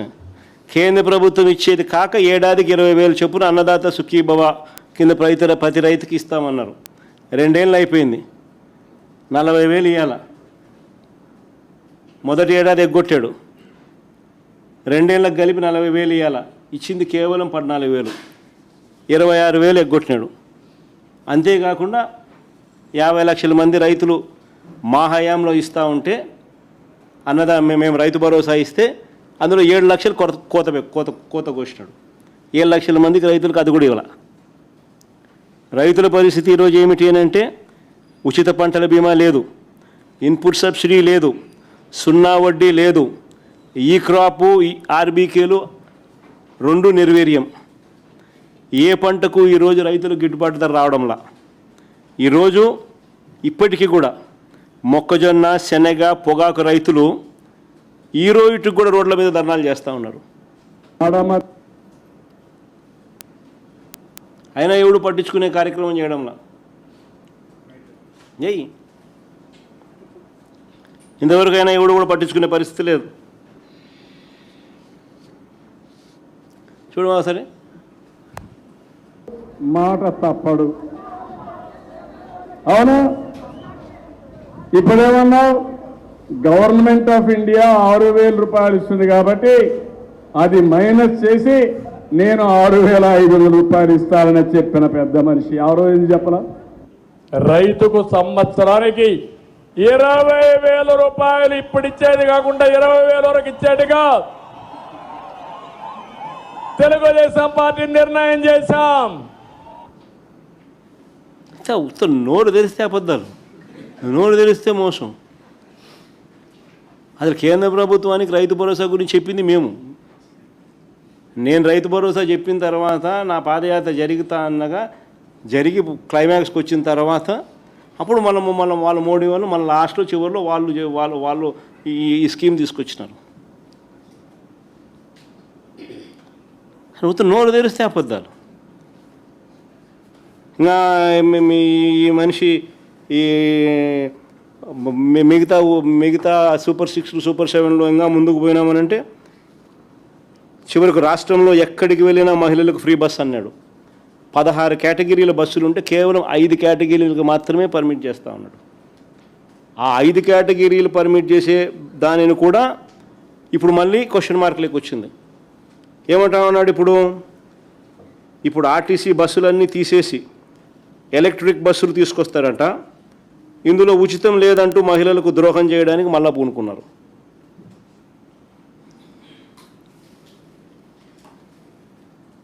ఇది ఒక ఎఫెక్ట్ అయితే, రెండో ఎఫెక్ట్ 52,000 మంది ఉద్యోగస్తులను ఎవరినైతే మేము గవర్నమెంట్లో విలీనం చేసినామో ఆర్టీసీ కార్మికులందరినీ, వాళ్ళందరి బతుకులు ఈరోజు ప్రశ్నార్థకం చేసినాడు. ఏకంగా 12 డిపోలు ప్రైవేట్ పరం చేసినాడు భూములన్నీ. ఇక భవిష్యత్తులో ఫ్రీ బస్సు ఉండదు, ఆర్టీసీ బస్సు ఉండదు, ఆర్టీసీ ఉండదు. గ్యాస్ సిలిండర్ల పరిస్థితి అంతే. ఇప్పుడు 9 సిలిండర్లు ఇవ్వాలి ఈ 3వ సంవత్సరం కలుపుకుంటే. ఇంతవరకు ఇచ్చింది 1, 2. అది కూడా అందరికీ ఇలా నెంబర్ డ్రాస్టిక్గా తగ్గించేసినారు. 1,56,00,000 నుంచి ఇప్పుడు 90 లక్షలు తగ్గించేసినారు. ఇచ్చి అరకొర కూడా. అమ్మఒడి అంతే. ఎంతమంది పిల్లలు ఉంటే అంతమందికి అమ్మఒడి అన్నారు. చివరికి చూస్తే 20 లక్షల మంది పిల్లలను తగ్గించేసినారు. 15,000 కదా దేవుడు ఎరుగు. కొందరికి 9,000, కొందరికి 8,000, కొందరికి 10,000, కొందరికి మాత్రమే 13,000. ఇది అమ్మఒడి పరిస్థితి. నోరు తెరిస్తే అబద్ధాలు, నోరు తెరిస్తే మోసం. పెన్షన్లు మా హయాంలో, ఆ టేబుల్ ఏమో పెన్షన్ల హయాము 2024 మార్చిలో ఎన్నికల షెడ్యూల్ వచ్చే టయానికల్లా మా హయాంలో 66,34,372 పెన్షన్లు మా హయాంలో మేము పంపిణీ చేస్తూ ఉంటే ఇంటి వద్దకే పంపించి, చంద్రబాబు నాయుడు హయాంలో పెన్షన్ 1,000 రూపాయలు. మా హయాంలో దాన్ని 3,000కు పెంచుకుంటూ పోయాం. ఇంటి వద్దకే పెన్షన్ పంపించే కార్యక్రమం చేసినాం. ఆత్మగౌరవాన్ని నిలబెడుతూ 66,34,372 మందికి పెన్షన్లు మా హయాంలో ఇస్తే చంద్రబాబు నాయుడు గారు ఇప్పుడు దాన్ని తగ్గించి మన మేలో ఇచ్చిన దానికి, ఈ మేలో ఇచ్చింది ఎంతమందికి చూస్తే 60,11,293 మందికి. అంటే ఏకంగా 6,23,079 మంది పెన్షన్లు తగ్గించేసినాడు. ప్రతి నెల 25,000 తగ్గిస్తూ ఉన్నారు. ప్రతి నెల 25,000 కట్. కొత్త పెన్షన్ ఒకటి అడిషనల్గా ఈకపోగా ప్రతి నెల 25,000 కట్ చేస్తూ ఇప్పటికే 6,23,000 పెన్షన్, 6,23,079 పెన్షన్లు కట్ చేసినారు. ఫీజు రీయింబర్స్మెంట్ పరిస్థితి అంతే. ఫీజు రీయింబర్స్మెంట్ కింద విద్యా దీవెన వసతి దీవెన కింద ఈ రెండేళ్ల పీరియడ్లో మామూలుగా ప్రతి క్వార్టర్కు ప్రతి 3 నెలలకు 700 కోట్లు విద్యా దీవెన కింద ఇవ్వాలి. 7 క్వార్టర్లో ఇప్పుడు ప్రస్తుతానికి చంద్రబాబు నాయుడు గారు జనవరి ఫిబ్రవరి మార్చ్ క్వార్టర్, జనవరి ఫిబ్రవరి మార్చికి సంబంధించిన క్వార్టర్, మార్చి 16న ఎన్నికల కోడ్ వచ్చింది. జనవరి ఫిబ్రవరి మార్చ్ క్వార్టర్ ఏప్రిల్లో వెరిఫికేషన్ చేసి మేలో ఇవ్వాల్సింది. అప్పుడు ఎన్నికల ప్రక్రియలో భాగంగా ఆగిపోయింది. అక్కడ నుంచి ఇప్పటిదాకా 9 క్వార్టర్స్, ఈ మార్చికి 9 క్వార్టర్స్, ప్రతి 3 నెలలకు ఒకసారి ఇవ్వాల్సింది ఇప్పటికి 9 త్రైమాసికాలు అయిపోయినాయి. ఈ మార్చికి బకాయిలే 5,828 కోట్లు బకాయిలు ఉన్నాయి. 700 కోట్లు ఇంటూ 9 క్వార్టర్సు 6,300 కోట్లు. ఈయన ఇచ్చింది ఎంత అంటే ఒకసారి 1,770 కోట్లు ఇచ్చినాడు, ఇప్పుడు ఒక 900 కోట్లు ఇచ్చినాడు, 2,670 కోట్లు, 3,628 కోట్లు విద్యా దీవెన కింద ఇప్పటికే బకాయిలు. దీనికి వసతి దీవెన ప్రతి జనవరిలో 1,100 కోట్లు క్రమం తప్పకుండా మా ప్రభుత్వ హయాంలో ఇచ్చేవాళ్ళం. విద్యా దీవెన ప్రతి 3 నెలలకు ఒకసారి, ప్రతి త్రైమాసికం అయిపోయిన వెంటనే డబ్బులు తల్లుల ఖాతాల్లో పడేటివి. వసతి దీవెన కింద జనవరి 2025 1,100 కోట్లు, జనవరి 2026 మరో 1,100 కోట్లు, 2,200 కోట్లు ఇప్పటికే బాకీ. ఈ విద్యా దీవెన వసతి దీవెన కింద ఆ 3,628 కోట్లు ప్లస్ ఈ 2,200 కోట్లు కలిపితే 5,828 కోట్లు బకాయిలు. మళ్ళీ ఈ సంవత్సరానికి సంబంధించిన రిక్వైర్మెంటు 4 క్వార్టర్స్, 4 త్రైమాసికాలు ఇంటూ 700 2,800 కోట్లు, జనవరి 27లో ఇవ్వాల్సిన వసతి దీవెన కింద మరో 1,100 కోట్లు, 2 కలిపితే 3,900 కోట్లు, కలిపితే 9,728 కోట్లు ఇవ్వాలి. ఈరోజు పిల్లలు చదువులు మానేస్తూ ఉన్న పరిస్థితి, పట్టించుకునే నాతులు లేడు. ఆరోగ్యశ్రీ కింద నెట్వర్క్ హాస్పిటల్కు ప్రభుత్వం ఇప్పటి వరకు ఈ 2 ఏళ్లలోనే 3,746 కోట్ల రూపాయలు బకాయిలు పెట్టింది. సంవత్సరానికి మామూలుగా 4,000 కోట్లు కావాలి, దాదాపుగా 330 కోట్లు ప్రతి నెల దీనికి అవసరం అవుతుంది. సంవత్సరానికి 4,000 కోట్ల రూపాయలు కావాలి. అలాంటిది 2 ఏళ్లలోనే 3,746 కోట్లు బకాయి. మళ్ళీ ఈ సంవత్సరం మరో 4,000 కోట్లు కావాలి. దీంతో నెట్వర్క్ హాస్పిటళ్ళు పూర్తిగా చేతులెత్తేస్తూ ఉన్న పరిస్థితి. వారికి ఇవ్వాల్సిన డబ్బులు వాళ్ళకి ఇవ్వకపోగా ఈ పెద్ద మనిషి చంద్రబాబు నాయుడు గారు చేస్తూ ఉన్న ఘనకార్యం ఏమిటి అని అంటే వాళ్ళ పేరుతో లోన్ ఇప్పిస్తున్నాడట. అని లోన్ ఇప్పిస్తానని దానికి 8% వడ్డీ కూడా వాళ్ళకి కట్ చేస్తానంటున్నాడు. మాకు ఇవ్వాల్సిన డబ్బులు మాకు ఇవ్వకుండా నువ్వు మాకు లోన్ ఇప్పించడం ఏంది స్వామి అని వాళ్ళు మొత్తుకుంటా ఉన్నారు. పైగా దానికి 8% వడ్డీ మేము కట్టాలని చెప్పి మీరు అండం ఏంది స్వామి, మాకేం అర్థం కావడం లేదని నెట్వర్క్ హాస్పిటల్ లబోదిబో అని మొత్తుకుంటూ బోర్డు తిప్పేస్తూ ఉన్నారు వాళ్ళు. ఈ పెద్ద మనిషి ఇవన్నీ ఏవీ చేయకపోగా ఉద్యోగస్తులను మరీ దారుణంగా మోసం చేస్తూ ఈ పెద్ద మనిషి చేసిన మోసాలు ఇప్పటికే 4 డిఏలు పెండింగ్. మా హయాంలో మామూలుగా ప్రతి 6 నెలలకు ఒకసారి డిఏ ఇవ్వాలి. 5 ఏళ్ల కాలం అంటే 10 డిఏలు ఏ రాష్ట్ర ప్రభుత్వమైనా ఇవ్వాలి. మేము 11 డిఏలు ఇచ్చినాం మా హయాంలో. 10 కాదు, అంతకన్నా ఒకటి ఎక్కువ, 11 డిఏలు ఇచ్చినాం మా హయాంలో. వస్తూనే మేము ఐఆర్ వేసినాం, అధికారంలోకి రాగానే ఐఆర్ ఇచ్చినాం 27%. కాలయాపన లేకుండా పిఆర్సీ కూడా వేసినాం. ఎంప్లాయీస్ ఇబ్బంది పడకుండా ప్రతి అడుగులోనూ చేయి పట్టుకొని నడిపిస్తూ వీళ్ళ గురించి ఎవరూ పట్టించుకోని పరిస్థితుల్లో వీళ్ళ గురించి మేము ఆలోచన చేసి జీపీఎస్ అనే విధానం కూడా తీసుకొచ్చినాం. వీళ్ళు ఓపీఎస్తో ఇబ్బందులు పడుతూ ఉంటే, సిపిఎస్తో ఇబ్బంది పడుతూ ఉంటే, ఈరోజు మేము చేసిన జీపీఎస్ అనేది దేశం మొత్తం కాపీ కొడతా ఉంది.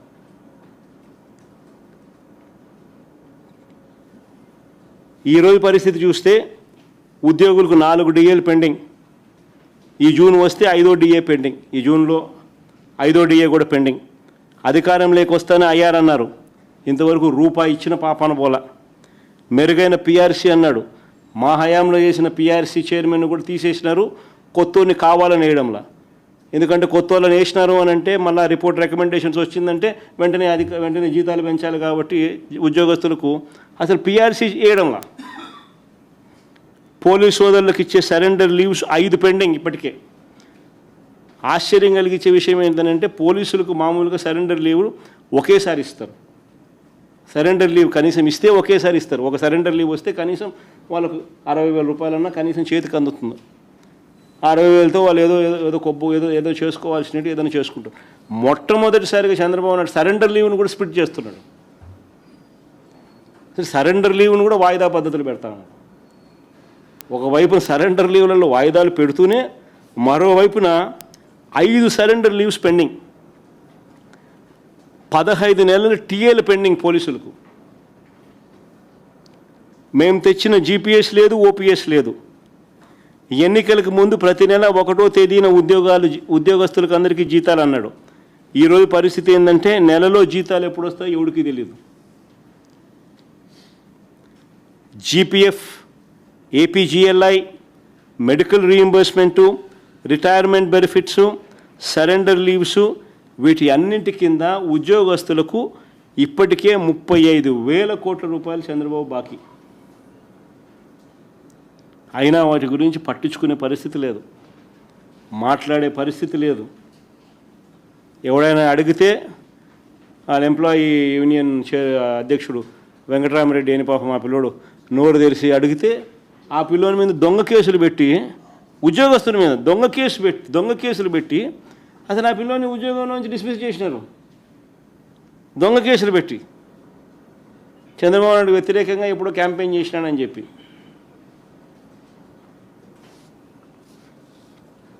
ఇప్పుడు ఈ మనిషి ఏమంటాడు, సంపద సృష్టిస్తానన్న చంద్రబాబు ఇప్పుడు ఏమంటున్నాడు, సంతానమే సంపద అంటున్నాడు. సంపద సృష్టిస్తాను అని చెప్పిన ఈ పెద్ద మనిషి ఇప్పుడు ఏమంటా ఉన్నాడు, సంతానమే సంపద అంటున్నాడు. అని అంటూ ఏమంటున్నాడు, 3 కానండి 4 కానండి అంటాడు. ఇంకా మోటివేట్ చేస్తూ ఇంకా ఏమంటాడు, మీరు 3 కంటే నేను 30,000 ఇస్తానంటాడు, 4 కంటే ఇంకా 30,000 అంటాడు, 40,000 ఇస్తానంటున్నాడు.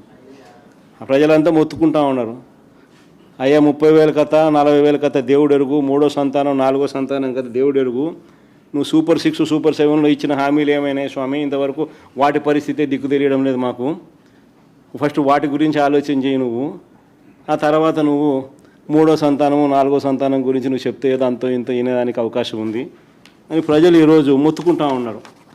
నిజంగా మొట్టమొదటిసారిగా నేను చూస్తూ ఉన్నా, ఈ పెద్ద మనిషి చంద్రబాబు నాయుడు గారు ఏదైతే చెప్తాడో కనీసం ఆయనన్నా పాటించాలన్నా, కనీసం ఆయన కొడుకైనా పాటించాలన్నా. ఆయన కొడుకు ఒకడే, ఆయనకు ఒకడే, కానీ బీదోళ్ళకు మాత్రం 4 కావాలా, వాళ్ళు చదువుకోకూడదు, వాళ్ళ క్వాలిటీ ఎడ్యుకేషన్ ఇవ్వకూడదు, వాళ్ళకి ఇంగ్లీష్ మీడియం చదువులు ఇవ్వకూడదు, వాళ్ళ బతుకులు ఎప్పుడూ చితికిపోయి ఉండాలా అనే ఆలోచన, దిక్కుమాలిన ఆలోచన చేయగలిగిన వ్యక్తి ఈ ప్రపంచంలో ఎవడన్నా ఉన్నాడంటే ఒక చంద్రబాబు తప్ప ఇంక 3వ వాడు ఎవడు ఉండడు. నిజంగా ఎడ్యుకేషన్ అనేది ఇచ్చేసరికి క్వాలిటీ ఎడ్యుకేషన్ ఇవ్వాలి. ఈరోజు రాష్ట్రంలో పరిస్థితి ఏమిటి, విద్య, వైద్యం, వ్యవసాయం అన్నీ కూడా పూర్తిగా మూలన పడ్డ పరిస్థితులు. ఈరోజు పరిస్థితి ఏమిటి, స్కూళ్ళల్లో పూర్తిగా ఇంగ్లీష్ మీడియం చదువులు ఆగిపోయిన పరిస్థితులు. 3వ తరగతి నుంచి టోఫుల్ మా హయాంలో తీసుకొచ్చి ఒక పీరియడ్ కింద పెడితే టోఫుల్ అనేది ఇప్పుడు తీసేసిన పరిస్థితి. మా హయాంలో ఇంగ్లీష్ మీడియము సిబిఎస్ఈ ఐబీ దాకా ప్రయాణం అని చెప్పి మేము తీసుకొస్తే అసలు ఇంగ్లీష్ మీడియమే లేకుండా చేసిన పరిస్థితి. 3వ తరగతి నుంచి సబ్జెక్ట్ టీచర్ కాన్సెప్ట్ మేము తీసుకొస్తే అది గాలి కొదిలేసిన పరిస్థితి. నాడు నేడుతో మేము స్కూళ్ళను బాగుపడుస్తే పూర్తిగా నాడు నేడును గాలి కొదిలేసిన పరిస్థితి ఈరోజు. 6వ తరగతి నుంచి ప్రతి క్లాస్ రూమ్ను డిజిటైజ్ చేసి ప్రైవేట్ స్కూళ్ళు గవర్నమెంట్ స్కూళ్ళతో పోటీ పడే పరిస్థితి మా హయాంలో మేము తీసుకొస్తే ఈరోజు గవర్నమెంట్ స్కూళ్ళల్లో చేర్పించడానికి తల్లిదండ్రులు మళ్ళీ హెసిటేట్ చేస్తూ ఉన్న పరిస్థితి చంద్రబాబు నాయుడు హయాంలో.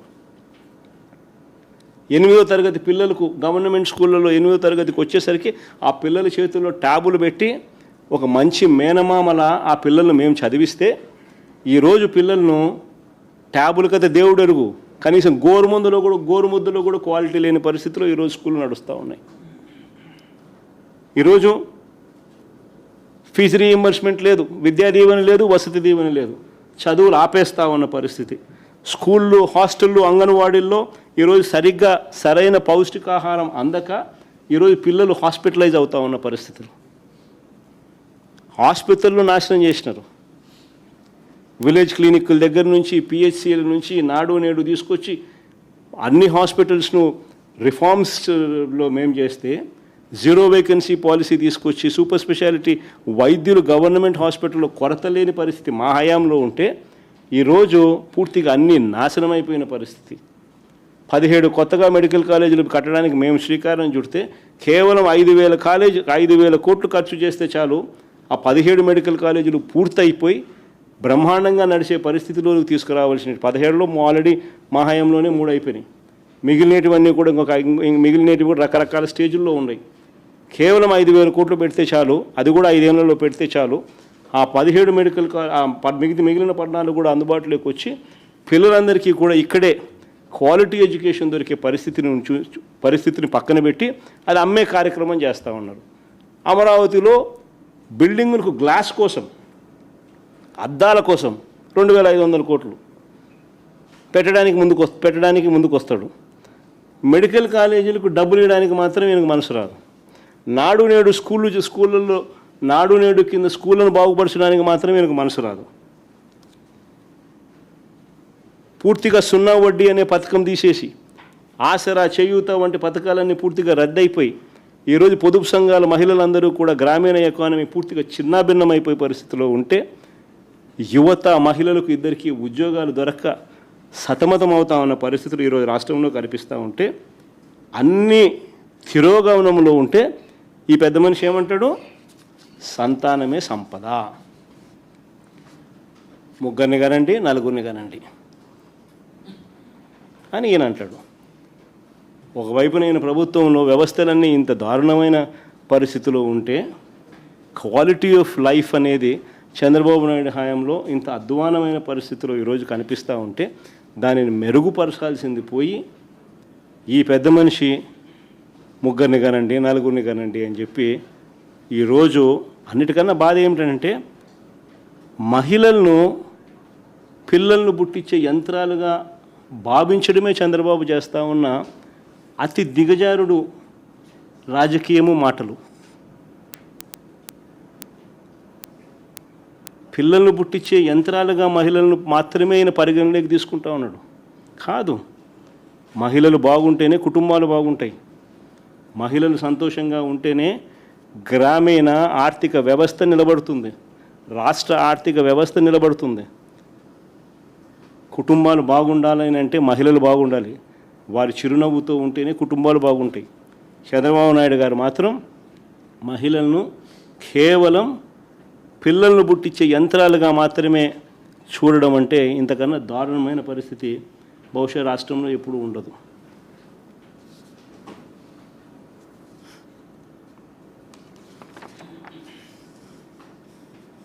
లాస్ట్లో ఇంకొకటి, ఇంత దారుణమైన పాలన ఒకవైపు చంద్రబాబు చేస్తూ మరోవైపున తన కొడుకు చేత, చంద్రబాబు నాయుడు కొడుకు ఈ మధ్యకాలంలో ఏమంటా ఉన్నాడు? Both are not the same అంట.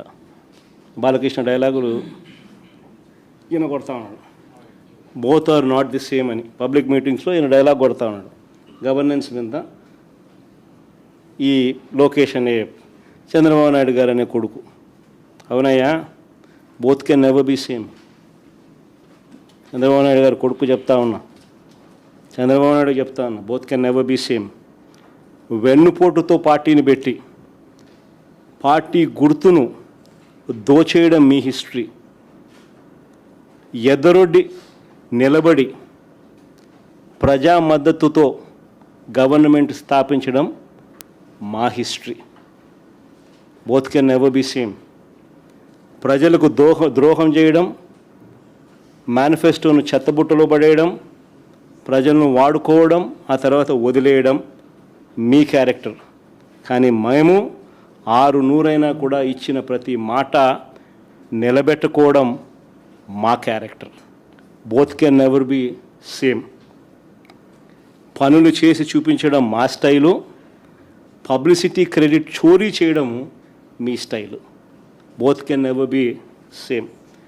విద్య, వైద్యం, ఆరోగ్యం, వ్యవసాయం, ప్రజల చెంతకే పాలన, గృహ నిర్మాణం, మహిళా సాధికారత, మహిళా రక్షణ, దిశ లాంటి విప్లవాత్మక కార్యక్రమాలు మా చరిత్ర.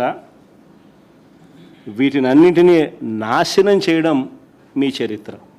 Both can never be same. 5 ఏళ్లలో పారదర్శకంగా బటన్ నొక్కడం, నేరుగా నా అక్క చెల్లెమ్మల కుటుంబాల ఖాతాల్లోకి నేరుగా 2,73,000 కోట్ల రూపాయలు పంపించడం మా చరిత్ర. మీరు 2 ఏళ్ళు కాకతలకే మేం చేసిన అప్పు కన్నా ఎక్కువ 3,40,000 కోట్లు అప్పు చేసి మా ప్రభుత్వ హయాంలో ఉన్న అన్ని పథకాలను రద్దు చేసి మీరు చెప్పిన సూపర్ 6లు, సూపర్ 7లు మోసాలుగా పెట్టడం మీ చరిత్ర. Both can never be same అయ్యా, తెలుసుకో. సార్ ప్రస్తుతం సార్ ఈ మధ్యకాలంలో ఇంధన పొదుపు పేరుతో సీఎం చంద్రబాబు తన కాన్వాయ్ని తగ్గించుకున్నారండి. డిప్యూటీ సీఎం కాన్వాయ్ ఇంధన పొదుపులో భాగంగా ఆర్థిక మాధ్యమం ఇంధన పొదుపులో భాగంగా సీఎం, డిప్యూటీ సీఎం, మంత్రులంతా కూడా కాన్వాయ్లు తగ్గించుకున్నామని చెప్తా ఉన్నారు. సో దీని గురించి అంటే పథకాలు కూడా ఇవ్వలేమంటున్నారు కదా. అంటే ప్రస్తుతం మంత్రులే సైకిల్ మీద తిరుగుతున్నారు, రాష్ట్రంలో పథకాలు అమలు అనేది జరగకపోవచ్చు అని చెప్పి కూడాను పరోక్షంగా చెప్తున్నారు అని ఈయన చెప్తా ఉన్నాడు. మన చెవులు పూలు పెడతా ఉన్నాడు. ఈయన చెప్పిన మాట కనీసం ఈయన కొడుకు ఇండు, ఈయన దత్తపుత్రుడు ఇండు. ఎవడింటా ఉన్నాడు చెప్పు? ఒక్కొక్కరికి ఒక్కొక్క ప్రైవేట్ చాపరు, ఒక్కొక్కరికి ఒక్కొక్క ప్రైవేట్ విమానము. ఈరోజు నీకు అక్కడ ఎయిర్పోర్ట్లోకి పోతే 3 విమానాలు కనిపిస్తాయి, 3 చాపర్లు కనిపిస్తాయి. ఈ ఎయిర్పోర్ట్లో కానీ, హైదరాబాద్ ఎయిర్పోర్ట్లో కానీ. వీళ్ళు ఎక్కడుంటే అక్కడ ఒక్కొక్కరికి 2. వీళ్ళు మిగతా విషయాలన్నీ వీళ్ళు ఇట్లన్నీ కథలన్నీ మనకు సోది చెప్తారు. ఆ సోది అంతా మనం వినమని చెప్పి మన చెవిలో పూలు పెడతాం. సార్ మీ దగ్గరే ఒక సీనియర్ జర్నలిస్ట్ ఉన్నారు, మీ పార్టీ జనరల్ సెక్రటరీ, ఆయన అరెస్ట్ చేశారు. అంటే ఇలాంటివి అడ్డుకోలేకపోతున్నారు సార్? అంటే అడ్డుకోలేమా సార్?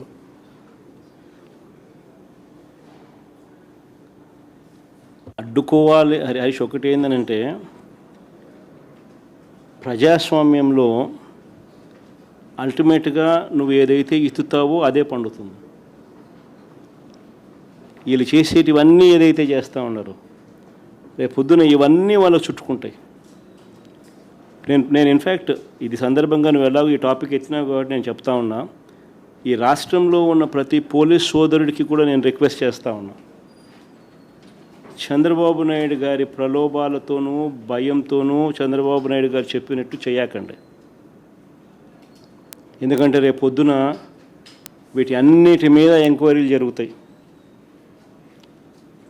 ఎవరెవరు తప్పులు చేసినారు ఆ తప్పులన్నిటి మీద ఎంక్వైరీ జరుగుతుంది. ఎంక్వైరీ జరిగి ఆ తప్పు చేసిన అధికారులందరినీ చట్టం ముందు నిలబెడతాం దోషులుగా. రిటైర్ పోయినా కూడా తీసుకొస్తాం. సప్త సముద్రాల అవతల ఉన్నా కూడా తీసుకొస్తాం. లుకౌట్ నోటీసులు ఇస్తాం. అన్ని రకాలుగా ఏమేం చేయాలని అన్నీ చేస్తాం. అందుకనే గవర్నెన్స్లో ఉన్న వాళ్ళు ఖచ్చితంగా వేసే ప్రతి అడుగు కూడా రేపొద్దున ఇదే మనకు చుట్టుకుంటే ఎలా అని ఆలోచన చేసి వేయాలి. చేసేది ప్రజలు ఇచ్చిన అవకాశం, దేవుడిచ్చిన అవకాశం, ప్రజలకు మంచి చేయమని చెప్పి నేను ముఖ్యమంత్రి స్థానంలో కూర్చోబెట్టారు. ఆ ముఖ్యమంత్రి పదవిని ప్రజలకు మంచి చేయడం కోసం ఉపయోగపట్టాలి, కానీ కక్ష తీసుకోవడానికి కోసము, లేకపోతే మీకు వ్యతిరేకంగా ఎవరైనా మాట్లాడితే వాళ్ళ మీద తప్పుడు కేసులు పెట్టి వాళ్ళ జీవితాలను నాశనం చేయాలని చెప్పి చూడడం అన్నది దుర్మార్గం. అందుకే ప్రతి పోలీస్ సోదరికి చెప్తా ఉన్నాం, రేపొద్దున మీరు ఇరుక్కుంటారు. చంద్రబాబు నాయుడు గారి ప్రలోభాలకు దయచేసి లొంగాకండి. రేపొద్దున మీరు ఇబ్బంది పడతారు. సార్, జనసేన అధినేత ఈ మధ్యన హోంమంత్రి అమిత్ షా వద్దకు వెళ్ళారని, ఏదో వైఎస్ జగన్ గారి మీద ఇబ్బంది పెట్టాలని చెప్పిన సందర్భం ఒకటి ప్రొఫెసర్ నాగేశ్వరరావు మొన్న ఈ మధ్యన చెప్పారు. అయితే అమిత్ షా చివాట్లు పెట్టి రాజకీయాల్లో నమ్మదగిన వ్యక్తి చంద్రబాబు కంటే జగనే బెటర్ అని అన్నట్టు కూడాను ఆయన అన్నారు. అది బాగా ట్రోల్ అవుతుంది ఇప్పుడు. అది ఆయన చూసిన, ఆయనకు తెలిసిన ఎక్స్పీరియన్స్తో ఆయన చెప్తా ఉన్నాడు. చంద్రబాబు నాయుడును చూసినాడు, జగన్ను చూసినాడు. ఇప్పుడు చంద్రబాబు నాయుడు గారి పాలన చూస్తూ ఉన్నాడు, జగన్ చేసిన పాలనను చూశాడు. ఆయనే కాదు, ప్రజలంతా కూడా చూసినారు. కాబట్టి ఎవరి నోట్లో అయినా కూడా, ఎవరి నోట్లో నుంచి వచ్చినా ఇవే మాటలే వస్తాయి. సార్, ఇప్పుడు తమిళనాడు ఎన్నికల్లో మొన్న విజయ్ మీ ఫోటో పెట్టుకుని ఎన్నికల ప్రచారం చేశారు. ఆ ప్రచారం కూడా ఆయనకు బాగా కలిసి వచ్చింది, తమిళనాడు ముఖ్యమంత్రి అయ్యారని కూడా చెప్తా ఉన్నారు. మీరే అనుకుంటున్నారు సార్? రమేష్, ఆయన రాష్ట్రంలో ఆయనకే పలుకుబడి ఎక్కువ ఉంటుంది, కానీ జగన్కి ఎలా ఉంటుందయ్యా? Sir, one last question, sir. Jagan sir, one last question. Sir, you have come up with the proposal Mavigan. Is it feasible to develop Mavigan while Chandrababu Naidu ji is claiming that we are working continuously on Amravati development and he is also going for the second phase of land pooling? Could you just repeat the question? Sir, is it feasible to develop the Mavigan which you have come up with the proposal while CM Chandrababu Naidu ji is developing, he's telling that we are developing Amravati region as a capital? See, the whole gist of it is, what Chandrababu is conceiving is never a reality. You know that, I know that. I think anybody with reasonable common sense would agree to it. Whereas Mavigan is something which is already in existence. Day one itself, you have a certain level of city in place, with all the infrastructure already in place, be it in the form of a port in Machilipatnam, be it in the form of an international airport in Vijayawada, be it in the form of 4 national highways intersecting, be it in the form of 3 railway stations already in existence, be in terms of 9 medical colleges, private and government, both of them available, be it in various forms, be it educational institutions, be it in various forms, this is already in existence. So there is nothing required for you to spend except for improvising the connectivity, and at best over a period of maybe 5 years or maybe even 7 years or 8 years, just spend, if you can spend just 10% of whatever you're talking about in Amaravati, a reasonable amount of even 15,000-20,000 crores should suffice over a period of 5-7 years. The moment you accept to Mavigan, rather than constructing your buildings there, shift them over here and you christen it as Mavigan and capital. The moment you do that, the capital comes into existence on day one.